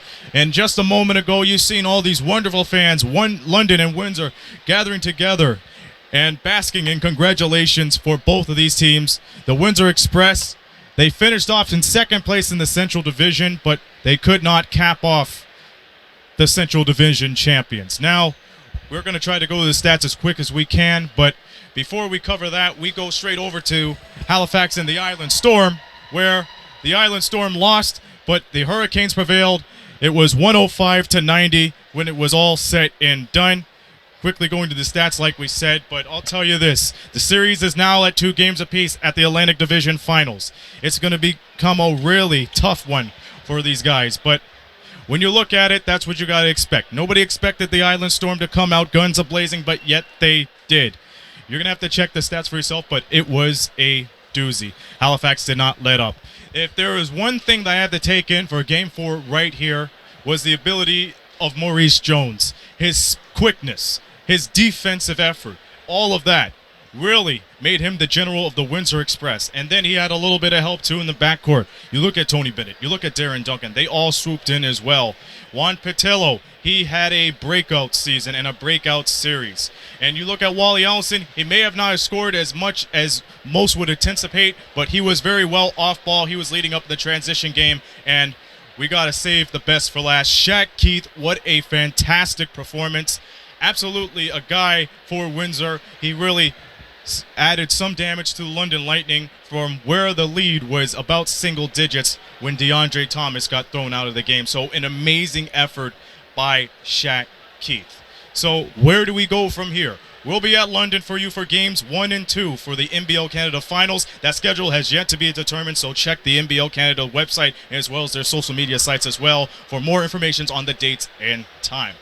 We wrap it up in Windsor with final thoughts. You know, the Windsor Express, a lot of people counted them out at the beginning of this season. It's quite reminiscent of what happened last year where they had a slow start. But it took chemistry. It took a couple of players along the way to help them out, and they build up from the cellar to all the way to second place. You had a guy like Juan Patillo who helped the Windsor Express win 6 of their first 9 games with Juan Patillo. We have Darren Duncan coming back from an injury. You have DeAndre Thomas, who story is, of course, well known, coming out after 18 months of recuperation after end leg injury. And then you add along a supporting cast. You see Tony Bennett return. You see Shaq Keith return earlier in the season from Cape Breton. All those other guys, they were very beneficial and complementary to this Windsor Express squad. I have never seen such a powerful Windsor Express squad as I did in this year. And trust me, folks, I've been around this squad for 4 years, and it's only my 2nd year of broadcasting. But this was the team that would give teams such money. They were the teams that knocked out the London Lightning, but tonight, as you see, that wasn't the case.